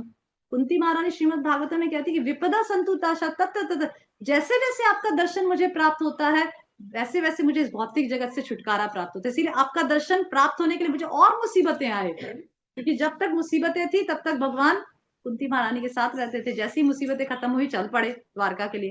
राइट। तो भक्त लोग इस प्रकार से मुसीबतें को देखते हैं कि मुसीबतें दो ताकि मुझे आपका दर्शन ज्यादा कर सकूं। ठीक है, पर मैं ऐसा नहीं बोले कि आप भगवान को से जाके ये बोले भगवान मुझे मुसीबतें दो नहीं, हमारा वो लेवल नहीं है कि हम मुसीबतें मांग सके। हम तो जो मुसीबतें हमारे लिए अवेलेबल है उसी को सहन करके हम भगवान को सरेंडर कर सकते हैं। राइट। जैसे इसको थोड़ा सा मैं समझाना चाहती हूँ। जैसे जब कोई व्यक्ति जमीन पर चलता है तो चीजें बहुत बड़ी बड़ी दिखाई देती है। राइट। जब कोई व्यक्ति जमीन पर चलता है तो उसको पेड़ मकान बहुत बड़ी बड़ी दिखाई देते हैं। राइट।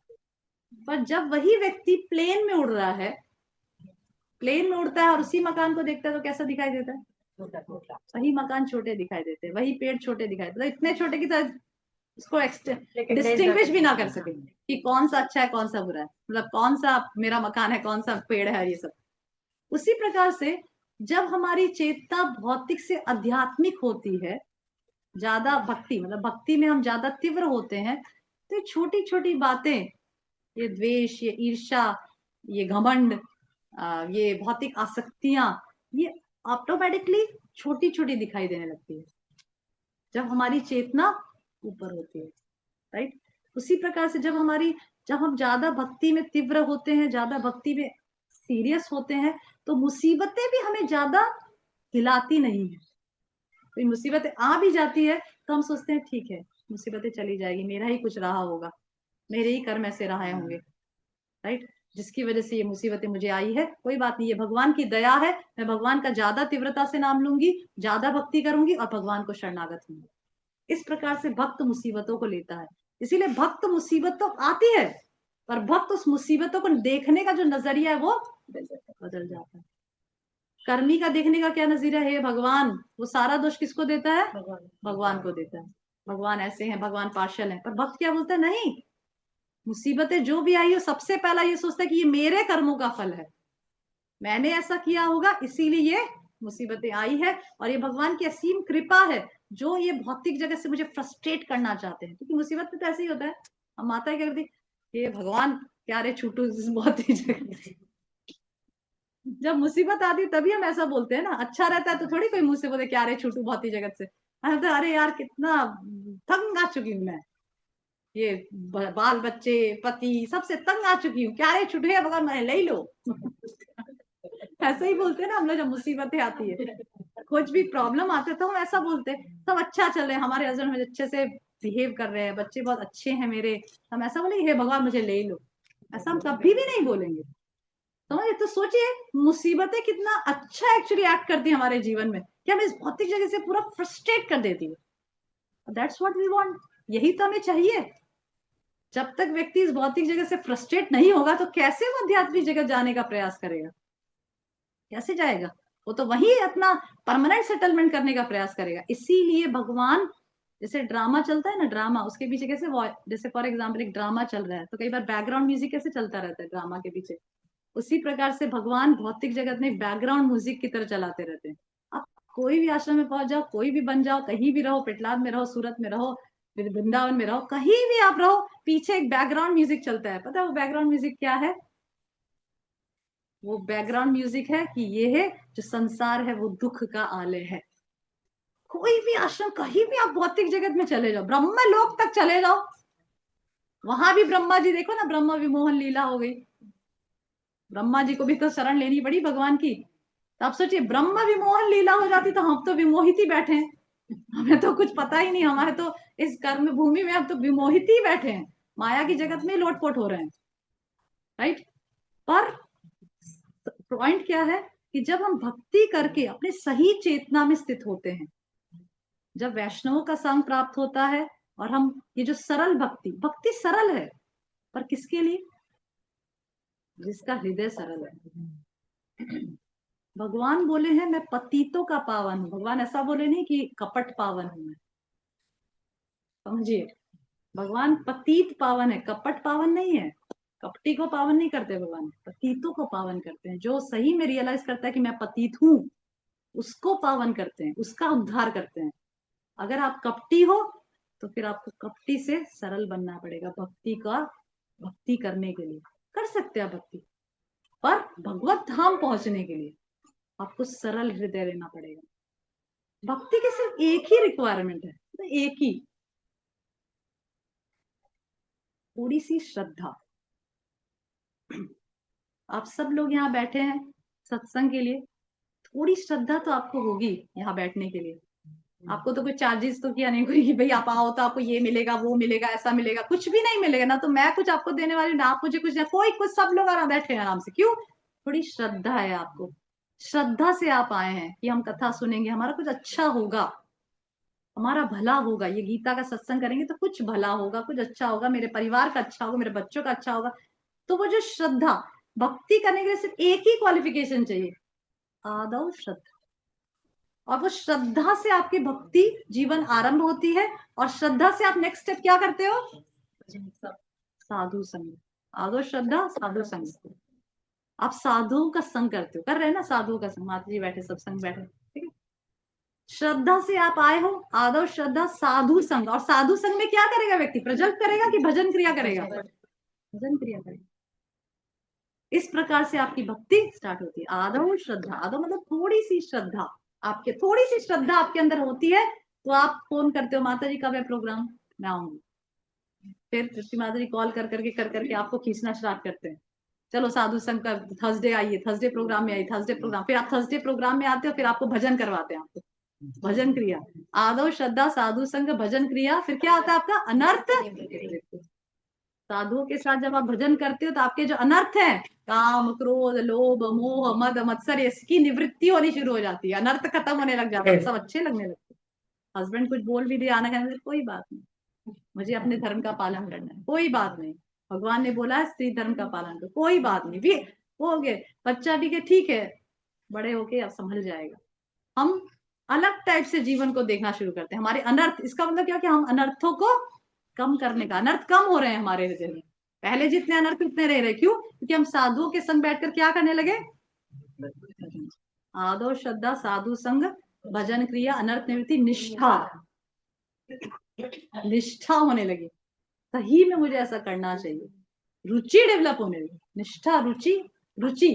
अभी हमारी रुचि नहीं है, कुछ हमारे फायदे के लिए हम बैठ गए, भाई कुछ फायदा होगा, मेरा कुछ अच्छा होगा। निष्ठा, रुचि, आसक्ति, भगवान के नाम में आसक्ति आ गई। अगर भगवान के नाम में ही आसक्ति आ गई फिर तो सारे प्रॉब्लम ही सॉल्व हो गए। फिर तो माला जब 16 हो जाए, उसके बाद 16 के बाद धड़ देने से माला रख के कभी दूसरे दिन से पहले माला उठाना ही नहीं है, ऐसा विचार आएगा ही नहीं। उसके बाद ऐसा विचार आएगा कि कब घर का काम निपटा के माला करूं।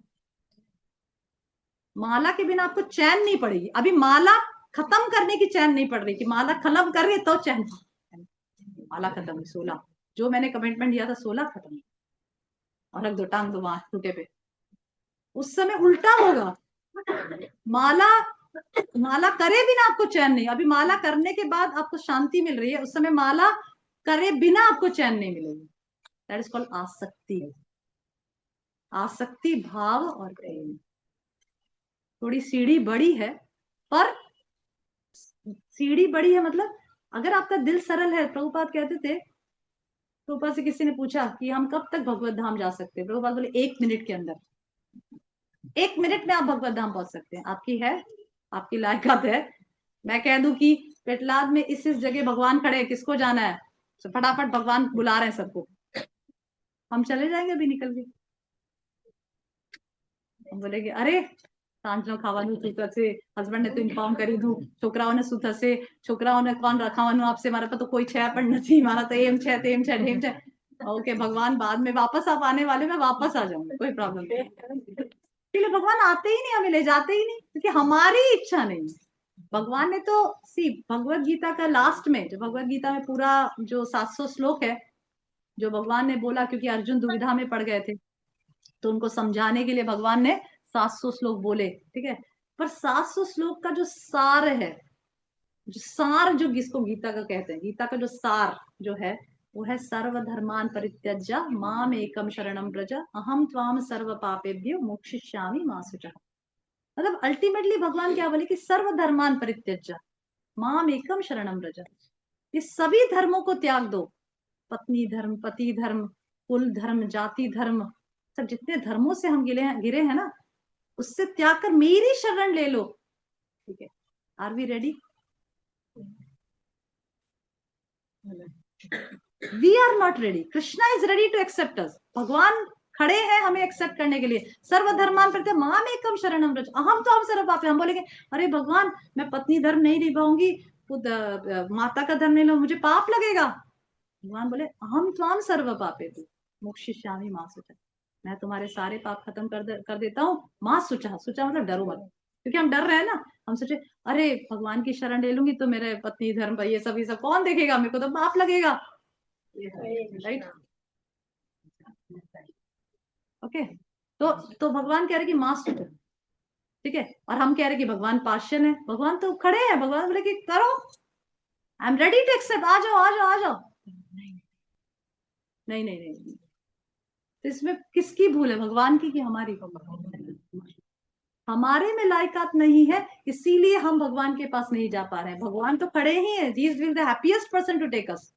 भगवान तो सबसे ज्यादा खुश होंगे हमें लेने के लिए, पर हमारे अंदर लायकात नहीं है। बारिश सब जगह गिर रही है, मेरे घर के ऊपर भी गिर रही है, उनके ऊपर घर के ऊपर भी गिर रही है। उन्होंने कंटेनर करके सीधा करके पानी भर लिया बारिश का, मैंने कंटेनर उल्टा रखा, और मैं कह रही हूँ मतलब अपना वेसल क्या बोलते हैं, बर्तन उल्टा रखा, पानी नहीं भर पाई, और मैं बारिश को दोष दे रही हूँ। मैं बोल रही हूँ कि मेरे ऊपर क्यों नहीं बारिश गिराया। अरे तुमने तो कंटेनर अपना बर्तन ही उल्टा रखा, कैसे भर नहीं पाए तुम, अब तुमने भर लिया, उसने भर लिया। तो बारिश की भूल है कि आपकी भूल है? हमारी भूल है। अगर कोई बोलते हैं एक मधुमक्खी जो मध इकट्ठा करती है ना, सब जगह जाके मध इकट्ठा करती है, तो मधुमक्खी एक फूल के ऊपर बैठी, फूल के ऊपर बैठी मध इकट्ठा करने के लिए, और वो फूल ऐसा था जो सूर्य अस्त होने के बंद हो जाता है, ठीक है। तो जैसी मधुमक्खी बैठी मध इकट्ठा करने के लिए, सूर्य अस्त हो गया और बंद हो गया और मधुमक्खी मर गई। तो सूर्य को दोषी देंगे कि मधुमक्खी का दोषी? मधुमक्खी का। सूर्य क्या करेगा, वो तो अपना काम कर ही रहा है, उठना, उगना, ढलना, उगना, ढलना। उसी प्रकार से हम जो भी हमें इस संसार में भोगना पड़ रहा है, भक्त हो या अभक्त हो, वो सब हमारी वजह से हमें करना पड़ रहा है, वो सब हमारी इच्छाएं हैं, उसमें भगवान कहीं भी दोषी नहीं है। इसीलिए कंक्लूड कर दूं, इसीलिए अल्टीमेट जो इंस्ट्रक्शन यही है हम सभी के लिए कि जो भी इस कलयुग में भगवान को प्राप्त करना चाहते हैं, तो भगवान श्रीमद् भागवतम में कहते हैं कलेर दोषो निधे राजन अस्ति एक महान गुना कीर्तनादेव कृष्णस्य मुक्त संग परम रजे। श्रीमद् भागवतम में कहते हैं सुखदेव गोस्वामी परीक्षित महाराज से कि कलेर दोषो निधे राजन, हे राजन, हे परीक्षित महाराज, कलेर दोषो निधे राजन, ये जो कलयुग है वो कैसा है? दोषों का सागर ही सागर है। जहां भी आप जाओ दोष के अलावा कुछ भी नहीं दिखेगा। कलेर दोषो निधि राजन अस्ति एक महान गुना, पर इसका एक गुण है जो महान है, कीर्तनादेव कृष्णस्य मुक्त संग परम रजे। आप कीर्तन करोगे, भगवान का नाम जप करोगे सरल दिल से, बिना भगवान से द्वेष किए, श्रद्धा से आप नाम जप करोगे, भक्तों की आलोचना, भक्तों की निंदा किए बिना सरल दिल से आप भगवान का नाम जप करोगे, तो सुदामा की तरह और क्या बोलते हैं, हनुमान की तरह, वो गिलहरी की तरह, कुब्जा की तरह, ये सब जिसमें कोई क्वालिफिकेशन नहीं, ऐसे लोग की तरह आप भी भगवत धाम पहुंच जाओ। ओनली वे आउट इज कीर्तनादेव कृष्णस्य मुक्त संग परम रजे। कृष्ण वर्णम तुषा कृष्णम संगोपंगास्तपाशनम यज्ञ संकीर्तने प्राय यजंती सुमेधसः। श्रीमद् भागवतम में कहते हैं कि सुमेधसः, सुमेधसः मतलब जो बुद्धिमान व्यक्ति है वह कीर्तनादेव कृष्ण से मुक्त संग परम रजे। जो इस कलयुग में जो बुद्धिमान व्यक्ति होंगे वो गुरु कृष्ण प्रसाद पाए भक्ति ले, वो गुरु कृष्ण की प्रसाद से, प्रसाद मतलब दया से क्या करेंगे? कीर्तनादेव कृष्ण से, वो भगवान का कीर्तन करके मुक्त संग परम रजे, इस भौतिक जगत से मुक्त हो जाएंगे। ओके, तो दिस इज द, ये है जो भक्ति है, भक्ति एकदम सरल है और सबसे उत्तम है। और कलयुग में भक्ति करने का एक ही रास्ता है, हरे कृष्णा कृष्णा कृष्णा हरे हरे, हरे राम राम राम हरे हरे। सभी से अनुरोध है कि जो माला नहीं करते हैं वह माला शुरू करें। जैसे मैंने आपको बताया कि इसमें कोई समय, कोई योग्यता की कोई आवश्यकता नहीं है। आप जैसे स्थित हैं आप सिर्फ माला शुरू करिए, और बाकी चीज आप कुछ कर पा रहे हैं नहीं कर पा रहे हैं, नो प्रॉब्लम। आप सबसे पहले माला शुरू करिए, माला ही आपके जीवन में चेंज ले आएगा। आपके जीवन में जो भी चेंज आना है, अच्छा जो चेंज आना है, अच्छा जो परिवर्तन आना है, सिर्फ भगवान का नाम आपके जीवन में लेकर आएगा। सिर्फ आपको क्या करना है, जो भी आप कर रहे थे 24 घंटे में, जो भी आप घर का काम या जो बाहर का काम है जो भी कर रहे थे, उस 24 घंटे के अंदर सिर्फ कुछ समय भगवान का नाम जप पे शुरू ऐड करिए, उसको ऐड कर दीजिए अपने जीवन में, मतलब उसको जोड़ दीजिए, बाकी कुछ माइनस मत करिए। हम कुछ नहीं बोल रहे कि आप माइनस करिए, कुछ भी, सिर्फ ऐड करना है आपको जीवन में, जोड़ना है भगवान के नाम को, माइनस कुछ ना, नो सब्ट्रैक्शंस, ओनली एडिशन। और फिर आप देखिए जीवन में किस प्रकार से आपके परिवर्तन आता है। ओके, थैंक यू, धन्यवाद। मैं तृप्ति माता जी का धन्यवाद करना चाहती हूँ जो उन्होंने मुझे बुलाया पेटलाद में और मौका दिया कि मैं सब आप लोग सबको कुछ कह सकूं, हमारी सत्संग में भाग ले सकूं। उसमें से कुछ लोगों को तो मैं जानती हूँ माता जी इसको, पर काफी लोग भी और नए नए हैं जो हरि कृष्ण, जो लोग नए आए हैं सत्संग में। ओके, एनी प्रश्न, किसी को कोई प्रश्न है, कुछ पूछना चाहते हैं तो पूछ सकते हैं। Yes yes, Hare Krishna, anybody has any questions? Yes, Surabhi Mata ji. हरे कृष्णा माता जी, दंडवत प्रणाम। प्रणाम माता जी। माता जी, बहुत अच्छी क्लास थी माता जी। ऐसे ये क्वेश्चंस मतलब मेरे भी मन में आते थे कि क्यों, मतलब भक्तों के लाइफ में ऐसा क्यों होता है, और जो नहीं कर रहे हैं उनके लाइफ में सब कुछ अच्छा अच्छा हो रहा है। तो आपने जैसे बताया कि भगवान हमें इसलिए, मतलब भक्तों को इसलिए प्रॉब्लम्स, मतलब डालते भी है प्रॉब्लम्स में कि वो और भगवान के क्लोज आ जाए, उनसे भक्ति और बढ़ जाए उनकी। और दूसरी बात आपने बताई कि भगवान इतना भी, मतलब हम जितना टॉलरेट कर सकते हैं उतना ही हमको देते हैं। मतलब मुझे कभी कभी ये सोच के डर लगता था कि अभी भी मतलब लगता है कि अरे मैं भक्ति करूंगी तो ऐसा तो नहीं, बहुत ऐसा भगवान ज्यादा कुछ तो नहीं प्रॉब्लम हो गई कि मैं टॉलरेट ही ना कर पाऊं। तो आपने जैसे नहीं बोला कि नहीं, वो उतना ही देते हैं जितना हम टॉलरेट कर सके। तो माता जी नहीं, बहुत अच्छे पॉइंट्स और अच्छे लगे मेरे को। और माता जी, मेरा प्रश्न ये है कि जैसे हम फैमिली में होते हैं, मतलब अटैच होते हैं हस्बैंड से, बच्चों से, तो ये अटैचमेंट किस हद तक होना चाहिए, या फिर मतलब क्योंकि हम अटैच तो रहेंगे, और अटैच ही नहीं रहेंगे तो फिर हम उनके लिए करेंगे कैसे? जैसे बोलते हैं ना, अटैच नहीं होना चाहिए। तो किस हद तक हम्म। हमें अटैच होना चाहिए, डिटैच होना चाहिए, क्या होना चाहिए? सी हरे कृष्णा, सुरभि माधुरी, सुनाई दे रहा है? जी जी जी, सुनाई दे हम्म। समझ में आपको प्रश्न क्या पूछ रहे हैं कि भक्ति में हमें जो परिवार वाले हैं, उनके कितने हद तक अटैच होना चाहिए? तो बात बताते हैं कि कई बार कई लोग ऐसा सोचते हैं कि भक्ति में आने के बाद व्यक्ति एकदम नीरस हो जाता हाँ नीरस हो जाए, अनइमोशनल, क्या बोलते हैं इसको हिंदी में, बिना बिना एकदम भावुक ना हो, मतलब एक इनडिफरेंट सा हो जाए, मतलब ऐसे क्या बोलते हैं, जैसे किसी के लिए भी उसको मोह प्रीत ना रहे, किसी के लिए उसको प्रेम ना रहे। अगर वो भक्त नहीं है परिवार वाले तो बिल्कुल क्या बोलते हैं, एकदम नीरस हो जाए उनके सामने, बिल्कुल भावनाओं को बिल्कुल खत्म कर ले, ठीक है। जबकि प्रभुपाद एक तात्पर्य में बताते हैं कि एक जीव के लिए भावनात्मक होना बहुत स्वाभाविक है, राइट। हम क्योंकि भगवान में इतनी सारी भावनाएं हैं हमारे लिए, तो हमें भी सबके लिए बहुत सारी भावनाएं, और एक भक्त होता है वो तो बहुत ज्यादा ही भावुक होता है, उसके लिए तो उसको तो हर एक जीव के लिए बहुत सारी इमोशंस होते हैं। और ये तो स्वाभाविक है, हम किसी के साथ रहते हैं, अपने बच्चों को तो हम प्रेम करेंगे ही, हमारे बच्चे हैं, हम भक्त बन गए। जैसे फॉर एग्जाम्पल हस्बैंड वाइफ है, ठीक है, शादी करे जब कोई भक्त नहीं था, कोई हस्बैंड भक्त वाइफ भक्त थी, शादी के कुछ साल बाद वाइफ भक्त बन गई, ठीक है, हस्बैंड भक्त ना बना, तो वाइफ से ऐसा डिमांड करे कि भाई अब हस्बैंड क्योंकि भक्त नहीं तो तुम भक्त हस्बैंड से प्रेम ना करो, ऐसा ऐसा this is totally impractical actually, ऐसा तो हो ही नहीं सकता। क्योंकि एक जीव जो है वो भावनात्मक होता है ना, हम परिवार में रहते हैं, ऑब्वियसली हमें प्रेम होता है, ठीक है, हमें आसक्ति होती है, ठीक है। तो प्रभुपाद वहां पे लिखते हैं कि आसक्ति जब एक भक्त बन जाता है तो उसकी आसक्ति किस प्रकार से दिखनी चाहिए।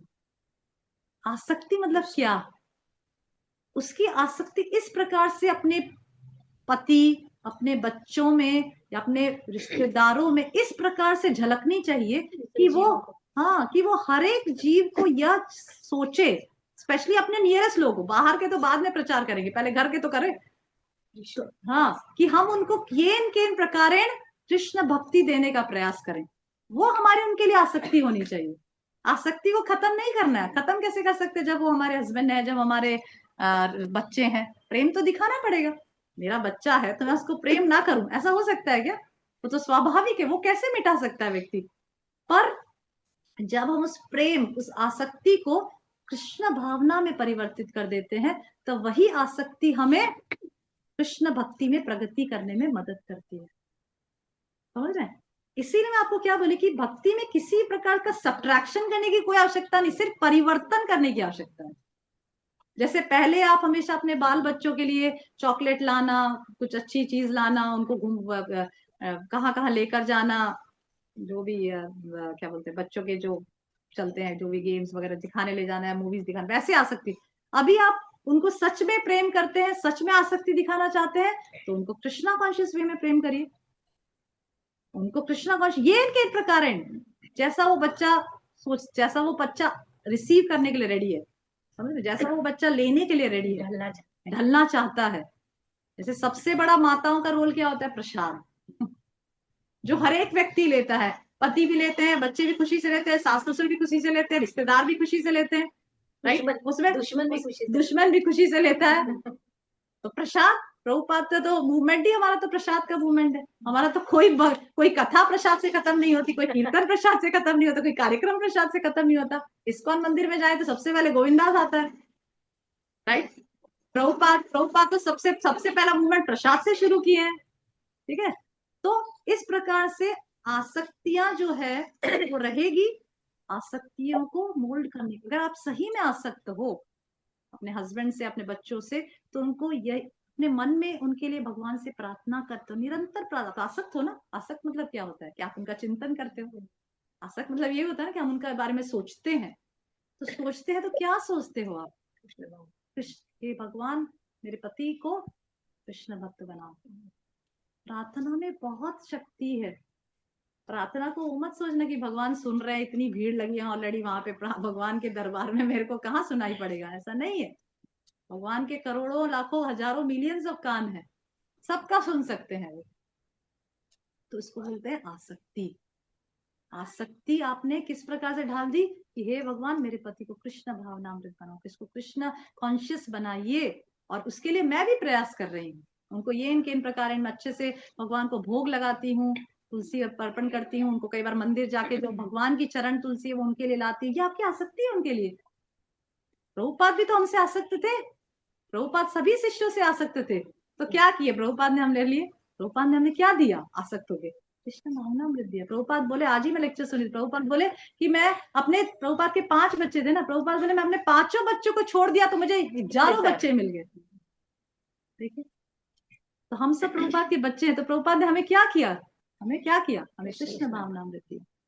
तो उसी प्रकार से आसक्ति होगी, वो स्वाभाविक है, पर उसको कृष्ण भावनामृत में परिवर्तन करने का प्रयास करिए, वही आपकी सही आसक्ति हो जाएगी, और उससे आपकी प्रगति भी होगी। क्यों? क्योंकि आप निरंतर चिंतन करोगे, कैसे उसको कृष्ण भक्ति दूं, कैसे उसको कृष्ण भक्ति दूं, कैसे उसको ये इनके इन प्रकार। अच्छा चलिए ना थोड़ा घूम के आते हैं, अरे चलिए ना गोविंदा से, ये इनके इन प्रकार इनको मंदिर की तरफ खींचने का प्रयास करोगे, कैसे भी मेरे हस्बैंड इधर चल जाए उधर चले जाए, ये भक्त का संग मिल जाए, और फिर डेफिनेटली जिसके लिए भी आप ये सब कर रहे हो वो डेफिनेटली कृष्ण भक्ति अपनाएगा। यस सुरभि माता जी, फाइन। जी माता जी, बहुत अच्छे से समझाया आपने, थैंक यू सो मच। माता जी एक और मेरा छोटा सा प्रश्न है। माता जी जैसे भक्ति सरल है, इतनी इतनी अच्छी है, लेकिन फिर इतने मतलब अधिकांश लोग है ना आते क्यों नहीं, इंटरेस्ट क्यों नहीं लेते? मतलब हमें स्वाभाविक इसमें इंटरेस्ट क्यों नहीं आता लोगों का, उसी तरफ इंटरेस्ट क्यों जाता है? प्रभुपाद से एक बार किसी ने पूछा था क्वेश्चन जो आप पूछ रहे हैं ना, कि भक्ति इतनी सरल है फिर भी लोग क्यों नहीं आते? क्योंकि भक्ति, क्योंकि सरल चीजें लोग पसंद नहीं करते ना माता जी, लोग कॉम्प्लिकेटेड चीजें पसंद करते हैं। अगर आप बोलोगे कि भाई भगवान का नाम लेकर आप भगवत धाम पहुंच जाओगे तो लोग, और अगर आप एक बोलोगे कि आप हिमालय में जाकर तपस्या करिए, ये करिए वो करिए, तो लोग शायद हिमालय में तपस्या करना ज्यादा पसंद करेंगे, क्योंकि लोगों को कॉम्प्लिकेटेड चीजें चाहिए। लोग सोचते हैं कि अरे भगवत धाम जाना है तो इतना आसान है, बड़ी बड़ी जटाएं करो, साधु का ड्रेस पहन लो, हाँ दिखावा, ये सब ज्यादा करो, क्योंकि कलयुग का लक्षण है। सी कलयुग का लक्षण है कि लोग सरल हृदय से सरल नहीं है ना, इसीलिए उनको सरल चीजें पसंद नहीं आती। इसीलिए भक्ति सरल है और दुर्लभ भी है साथ में माता जी, भक्ति सरल है और दुर्लभ भी है इस कलयुग में। इसीलिए तो श्रीमद् भागवतम में बताया गया कि कृष्ण वर्णम तुषा कृष्णम संगोपंगास्ते पार्षदम यज्ञ संकीर्तने प्रयजंती सुमेधसः। जो इंटेलिजेंट व्यक्ति होगा वही इस भक्ति मार्ग को अपनाएगा, क्योंकि भक्ति सरल है पर दुर्लभ है, उसको समझना भी मुश्किल है, राइट? उसके लिए हृदय सरल चाहिए। सरल चीजें समझने के लिए हमारा हृदय भी तो सरल होना चाहिए, समझ रहे हैं? इसीलिए कॉम्प्लिकेटेड लोगों के लिए कॉम्प्लिकेटेड लोग कॉम्प्लिकेटेड चीजें करते हैं, पर जो सरल होते हैं वो सरलता से भक्ति को अपना लेते हैं। इसीलिए हम शास्त्रों में देखते हैं कि जो वो सरल दिल के लोग हैं, जैसे कोलाविचा श्रीधर चैतन्य चरितामृत में आता है, he was a very simple and poor ब्राह्मणा, राइट सुरभि माता जी? जी जी जी। पर वो कितनी सरलता से भगवान को प्रसन्न कर दिए, राइट? आप जितने भी उदाहरण शास्त्रों में देखोगे भक्त के, वो हृदय से बहुत सरल होते हैं, उनके हृदय में इतना कपट नहीं होता, राइट? और दूसरा ये भी कि जो प्रभुपाद बताते कि जो चीट होना चाहते हैं उनको चीटर्स ही मिलते हैं, और जो सही मार्ग अपनाना चाहते हैं उनको सही मार्ग अपने आप भगवान दिखा देते हैं। समझ रहे हैं? जी जी जी माता जी, थैंक यू ओके, एनी माता जी। Question? Hare Hare Krishna. Krishna. Anybody has questions now? Hare Krishna. माता जी आपने जो पहला स्टेप बताया श्रद्धा का, तो जो लोग आगे बढ़ चुके हैं उनकी तो श्रद्धा है, लेकिन अभी इनमें कई सारे न्यू है, तो उनकी श्रद्धा उतनी इतनी कनिष्ठ होती है, जो कभी भी संग ले पाते हैं और थोड़े दिनों लेते हैं, फिर दूर निकल जाते हैं। और संग भी ऐसा संग होता है जो गुरु शिष्य परंपरा के अनुसार प्योर संग नहीं लेते, यूट्यूब से अदर्स, तो वो तो फिर आगे भजन क्रिया थोड़ी होगी उनकी, लेकिन प्योर उसमें भी प्योरिटी नहीं होगी। तो उनको आगे बढ़ना है, हाँ, और वह आते भी नहीं है तो क्या करें? श्रद्धा है थोड़ा कुछ सुन लिया फिर बंद हो जा रहे हैं, तो फिर उनको हमें वापस लाना है और आगे बढ़ाना है। तो श्रद्धा, श्रद्धा जो होती है, श्रद्धा का भी लेवल्स होता है, ठीक है। पूर्ण श्रद्धा, आदौ श्रद्धा, श्रद्धा, श्रद्धा के लेवल से भक्तों का डिवीजन होता है, ठीक है। जैसे कनिष्ठ अधिकारी, मध्यम अधिकारी और उत्तम अधिकारी, ये जो डिविजन है ये श्रद्धा के लेवल पे है ना। They are division of the basis of श्रद्धा। जैसे कनिष्ठ है, उसका बहुत कोमल श्रद्धा है, थोड़ा किसी भक्त ने बोल दिया भाग गए, भक्ति छोड़ छाड़ के चले गए, ठीक है। पर मध्यम और उत्तम अधिकारी की पूर्ण श्रद्धा होती है कि कोई कुछ भी बोले, कुछ भी करे, कुछ भी जीवन में हो जाए, पर मैं भक्ति को नहीं छोड़ूंगी, ठीक है। तो श्रद्धा का विकास होता है जब हम ज्यादा भक्तों का संग करते हैं। जब हम, श्रद्धा का विकास भक्तों के संग से, क्योंकि भक्तों के संग मतलब भक्तों का संग करके करेगा क्या व्यक्ति? भगवान, भगवान की बात करेगा ना, या तो नाम जप करेगा या भगवान की चर्चा। उसको भक्तों संग, संग मतलब बाजू में बैठ जाना नहीं, संग मतलब उसका विचारों का आदान प्रदान, विचारों का आदान प्रदान करना, उनसे अपना हृदय खोलना, उनसे प्रश्न पूछना, उनसे जानना, उसको संग बोलते हैं। फिर जाके बाजू में बैठ गए थे, मेरे भक्त बाजू में ही बैठे थे, ट्रेन में मेरे बाजू में ही भक्त बैठे थे, उससे कोई फर्क नहीं पड़ेगा। आप जब तक उनके ऊपर आदान प्रदान, तो श्रद्धा से व्यक्ति, श्रद्धा कब बढ़ती है? जब व्यक्ति साधुओं का संग करता है।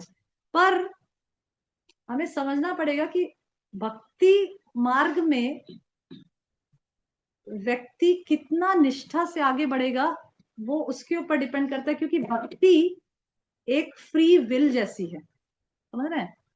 भक्ति हमें प्रारब्ध से प्राप्त नहीं हुई है माता जी, हमारे कोई प्रारब्ध नहीं थी कि हमें भक्ति प्राप्त हो गई। भक्ति केवल और केवल वैष्णवों की कृपा से प्राप्त होती है। जब हमारे ऊपर वैष्णव कृपा करते हैं तो भक्ति प्राप्त होती है। मेरे हॉरोस्कोप में लिखा होगा कि मैं भक्त बनूंगी, ऐसा नहीं है। मुझे प्रभुपाद की, और फिर भक्ति प्राप्त करने के बाद मैं उस भक्ति को कितना सीरियसली अमल करती हूँ मेरे ऊपर निर्भर करता है। समझने का प्रयास करिए कि हर एक जीव को भगवान ने एक फ्री विल दे रखा है। भगवान स्वराट है ना, तो हम भी तो स्वराट होंगे कि संग, कुछ तो स्वराट होंगे कि नहीं। भक्ति, भगवान स्वराट है, इंडिपेंडेंट है, स्वतंत्र है, तो हम भी तो किसी हद तक स्वतंत्र होंगे। हम भी तो, हमारी भी तो कुछ इच्छा होगी। अगर हमारे में कोई स्वतंत्रता है ही नहीं तो हम, ये सोफा और मेरे में फर्क ही क्या हो गया? सोफा को भी घिसकाओ तो घिसकेगा, मेरे को भी घिसकाओ तो घिसकूंगी, मेरे को भी जैसा भगवान नचाएंगे मैं नाचूंगी, ऐसा नहीं है। कुछ अंश भगवान फ्री विल हमें भी दे रखे हैं, ठीक है। अभी हर एक जीव की चॉइस, जैसे अभी इतने लोग सतलंग में, इतनी सारी माताएं बैठी है, ठीक है। पेटलाद में इतनी सारी हैं क्या? नहीं, और भी बहुत सारी हैं, पर इन्होंने ऐसा अपना चूज किया, इच्छा की कि आज गीता के सत्संग में जाते हैं, ठीक है। तो इन्होंने अपनी इच्छा से, कोई ना, इनको कोई तलवार नहीं दिखाया, कोई इनको कोई धमकी नहीं दिया, कोई इनको लालच नहीं दिया, इन्होंने अपनी इच्छा प्रकट करी, इच्छा, ठीक है। जो जैसे गीता में भगवान अर्जुन से कहते यत इच्छसी तथा कुरु, मैंने तो ज्ञान दे दिया, यत इच्छसी, वहां भगवान कुछ बोले कि चलो अर्जुन अब तुम्हें करना ही पड़ेगा, नहीं, यत, अब मैंने गीता का पूरा ज्ञान तुम्हें दे दिया, यत इच्छसी तथा कुरु। वैसे ही हमें भी, हम जीवों को प्रचार कर सकते हैं, गीता भागवत का उपदेश दे सकते हैं, जप करने की महिमा बता सकते हैं, भक्ति करने का मार्ग बता सकते हैं, पर अब वह जीव के ऊपर है, उसकी स्वतंत्रता के ऊपर है कि ये मार्ग अगर सत्संग में जाता है, थर्सडे के सत्संग में, और ये मार्ग होटल में जाता है, तो उसकी स्वतंत्रता कि भाई वो उस थर्सडे को साथ में सत्संग में जाए कि रात में होटल में जाए, उसकी स्वतंत्रता है, ठीक है। अब वो अपनी स्वतंत्रता का इस जन्म में कितना अच्छा उपयोग कर रहा है, उसी प्रकार से वह दूसरे जन्म का निर्माण। इसीलिए हर जीव की एक स्वतंत्रता होती है कि वो भक्ति में कितना तीव्रता, वो क्या चॉइसेस रखता है, समझ रहे हैं। चॉइसेस रखना हमारी स्वतंत्रता है। जैसे मुझे सब अच्छा वातावरण, जैसे मेरे घर में जाइए, मेरे हस्बैंड भक्त है, मेरे बच्चे भक्त है, मेरे फुल लिबर्टी है, मैं पूरी भक्ति करने के लिए मेरे पास फुल लिबर्टी है। उसके बावजूद भी अगर मैं ना करूं तो मेरी इच्छा है, मुझे थोड़ी कोई बोल रहा है। मैं प्रचार करना चाहती हूँ, मुझे थोड़ी कोई बोल रहा है प्रचार करो या कुछ बोलो, मेरी इच्छा है ना, इच्छा से कर रही हूँ ना। कोई थोड़ी इस्कॉन वाले मुझे बोले या कुछ भी, जैसे तृप्ति माता जी आज सेंटर चला रहे हैं, तृप्ति माता जी थोड़ी कोई महीने का कोई सैलरी मिल रही है, इच्छा से कर रहे हैं ना। हर एक जीव की इच्छा है जिससे वो, पर भक्त उसको क्या बोलते हैं, एक प्रोत्साहन दे सकते हैं। जैसे अगर मैं माता जी आप अच्छा चला रहे हो, अच्छे करिए, वैसे करिए, ऐसे करिए, तो शायद मेरे आइडियाज कुछ अच्छे लगे माता जी, तो आप माता जी इच्छा से अपनी इम्प्लीमेंट कर सकते हैं, इसमें ऐसा करेंगे वैसे करेंगे, उनकी इच्छा है, दैट्स ऑल। फ्री विल हर एक जीव का, हम उनको प्रोत्साहन दे सकते हैं, पर उसको अपने कितना लेवल तक श्रद्धा को बढ़ाना है वो उसकी इच्छा, उसमें हम कुछ नहीं कर सकते, वो उसकी स्वतंत्र इच्छा है, और अपनी स्वतंत्र इच्छा को उपयोग करके जीव अपना नेक्स्ट जन्म का निर्माण करता है। जैसे अभी हमें जो भी सिचुएशन मिला है वो हमारे पिछले जन्मों के कर्मों की वजह से मिला है। सिचुएशंस की बात करिए, चॉइसेस नहीं, ध्यान रखिए, सिचुएशन हमें पिछले जन्म के कर्मों से मिला, चॉइसेस नहीं, चॉइस तो हम अभी भी मेक कर सकते हैं, समझ रहे, चॉइसेस। मुझे पिछले जन्म के कर्मों की वजह से बहुत अमीर परिवार मिला, मुझे पिछले जन्म के कर्म में बहुत सुंदर शरीर मिला, सिचुएशंस मिला, अब उस सुंदर शरीर को प्राप्त करके मैं गलत कार्य भी कर सकती हूँ, इस सुंदर शरीर को प्राप्त करके मैं अच्छे से ड्रेसअप होकर भगवान की भक्ति भी कर सकती हूँ, कुछ भी कर सकती हूँ, ये मेरे ऊपर है। तो चॉइसेस, सिचुएशंस प्रारब्ध से बनते हैं, मतलब पिछले जन्मों के कर्मों से बनते हैं, और चॉइसेस हम अपनी इच्छा से लेते हैं, और उस चॉइसेस में आप किसी को प्रोत्साहन दे सकते हैं, ठीक है, करना तो उस व्यक्ति को ही पड़ेगा, that's all.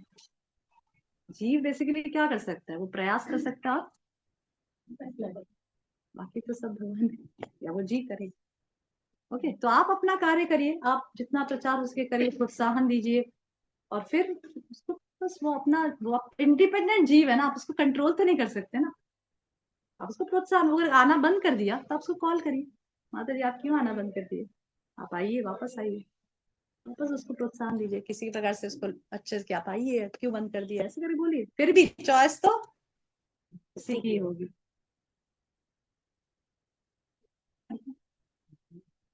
Okay, thank you very much. Anybody has questions?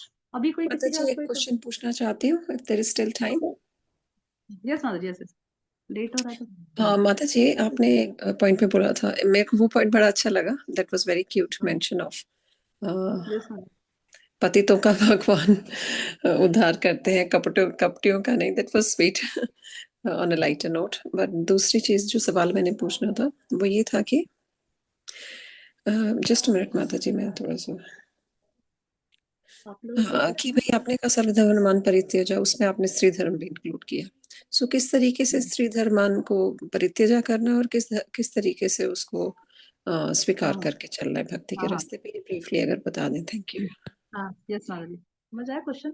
माता जी का क्वेश्चन ऐसा है कि आपने बोला सर्वधर्मान परित्यज्य, तो उसमें स्त्री धर्म भी बोला, तो कब हम लोग ऐसा सोच सकते हैं कि भाई हम अपने सभी धर्मों का परित्याग करें, ऐसे सी, सभी धर्मों का परित्याग शास्त्रों में बताते हैं हम जब कर सकते हैं जब हम भगवान के प्रति पूर्ण शरणागत हो जाते हैं।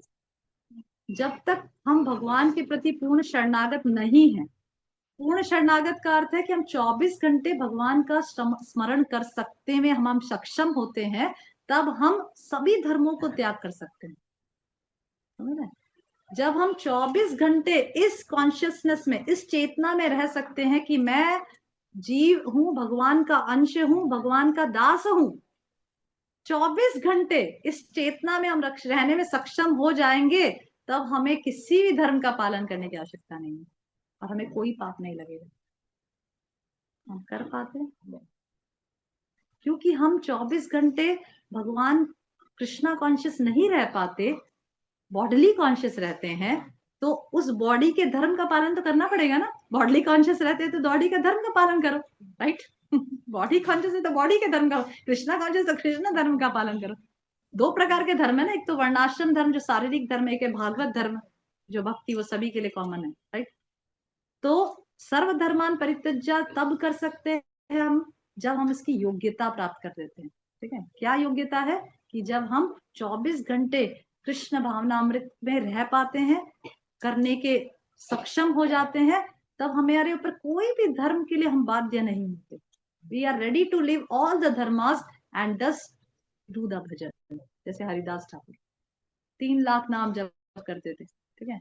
आज हमारा सब काम कोई बोल दे भाई ठीक है आज पूरा दिन आपका सारा काम मैं करूंगी, आप 3 लाख नाम जप करो, तो भी शायद मैं तो नहीं कर, मतलब हम लोग चाह के भी नहीं, time, even time is there, then also it's very difficult, हमारे लिए बहुत मुश्किल है कि हम 3 लाख नाम जप कर सकें, क्योंकि हमारे वो योग्यता ही नहीं है। तो उस योग्यता को प्राप्त करने के लिए भगवान ने क्या बनाया? वर्णाश्रम धर्म।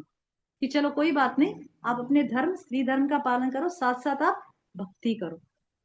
तो क्या होगा जब हम वर्णाश्रम धर्म का पालन, उसमें भी देखिए आप स्टेजेस हैं, ऐसा तो नहीं कि पूरा जीवन आप बाल बच्चों को ही पालते रहोगे, नहीं, वानप्रस्थ भी लिखा है कि तो गुरु महाराज का तो अभी कितना लेक्चर आ गया, 3 लेक्चर वानप्रस्थ पे आ गए। थर्सडे को भी बताया हाँ। था प्रभु ने। हाँ, वानप्रस्थ की बहुत लेक्चर्स आ रहे हैं। तो राधा गोकुलन माता जी, आर यू गेटिंग? हरे कृष्णा, हरे कृष्णा। राधा गोकुलन माता जी, हरे कृष्णा, सुनाई दे रहा है? Yes yes. हरे कृष्णा हाँ, माता जी। Are you getting? Yes I'm माता जी, audible? thank you. Okay, so I am saying कि जब तक हम उस क्वालिफिकेशन को प्राप्त नहीं करते, पूर्ण श्रद्धा, पूर्ण शरणागति, पूर्ण श्रद्धा का लक्षण क्या है? पूर्ण शरणागति। पूर्ण शरणागति का लक्षण क्या है? पूर्ण श्रद्धा। अनुकूलस्य संकल्प, प्रतिकूलस्य वर्जनम, रक्ष्यशीति विश्वासो, गोप्यत्वे वर्णम तथा। ठीक है, ये जो 6 लिम्स बताए गए हैं शरणागति के, वो लक्षण हमारे अंदर दिखना चाहिए। हाँ, कार्पण्य, जो 6 लिम्स बताए शरणागति के, मतलब 6 लक्षण शरणागति के। तो पूर्ण श्रद्धा आपके अंदर है, दैट मीन्स आप पूर्ण शरणागत हो। पूर्ण शरणागत आपके अंदर है, दैट मीन्स आपको 6 लिम्स जो भक्ति के जो है, जो शरणागति के जो लक्षण, वो आपके अंदर झलकते हैं।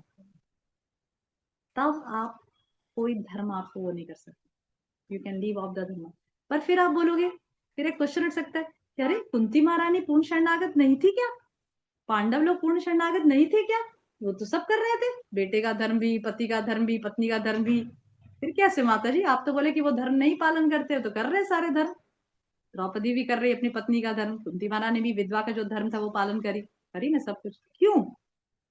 कौन बताएगा इसका आंसर? क्योंकि भगवान भक्तों के माध्यम से हमें बताना चाहते। यस, भगवान उनको माध्यम बनाकर, वो तो सक्षम है, वो तो भगवान को पूर्ण शरणागत है ही, उनको तो कोई धर्म कोई बाध्य नहीं है, they are not bound to do the dharma, but to teach example, एक एग्जाम्पल, एक उदाहरण स्थापित करने के लिए। अगर अर्जुन जो भगवान के शुद्ध भक्त है, वो अगर युद्ध नहीं करते, अपना धर्म का पालन नहीं करते, तो समाज में आज 100% जो भौतिक जगत में लोग बोलते अर्जुन ने भी तो नहीं किया ना, अर्जुन ने भी तो अपना धर्म का पालन नहीं किया, ऐसा हम बोलते, वो भी तो नहीं किए थे। महारानी कहाँ की थी, द्रौपदी ने कहाँ किया था पत्नी धर्म का, मैं क्यों करूं? इसीलिए उनको करना पड़ता है, समझ रहे हैं? इसीलिए उनको करना पड़ता है कि हम ऐसा ना बोले कि उसने कहा कि तो मैं क्यों करूं, मैं भी 24 घंटे भगवान का नाम, मैं कोई पति वती को खाना नहीं खिलाने वाली। ये सब क्या है? मैं जब भक्त बन गई, भगवान मेरे सब कुछ है, सर्वेश्वर मेरे भगवान है, माता पिता सब भगवान है, पति मेरे भगवान है, तो मैं आपका क्यों करूं?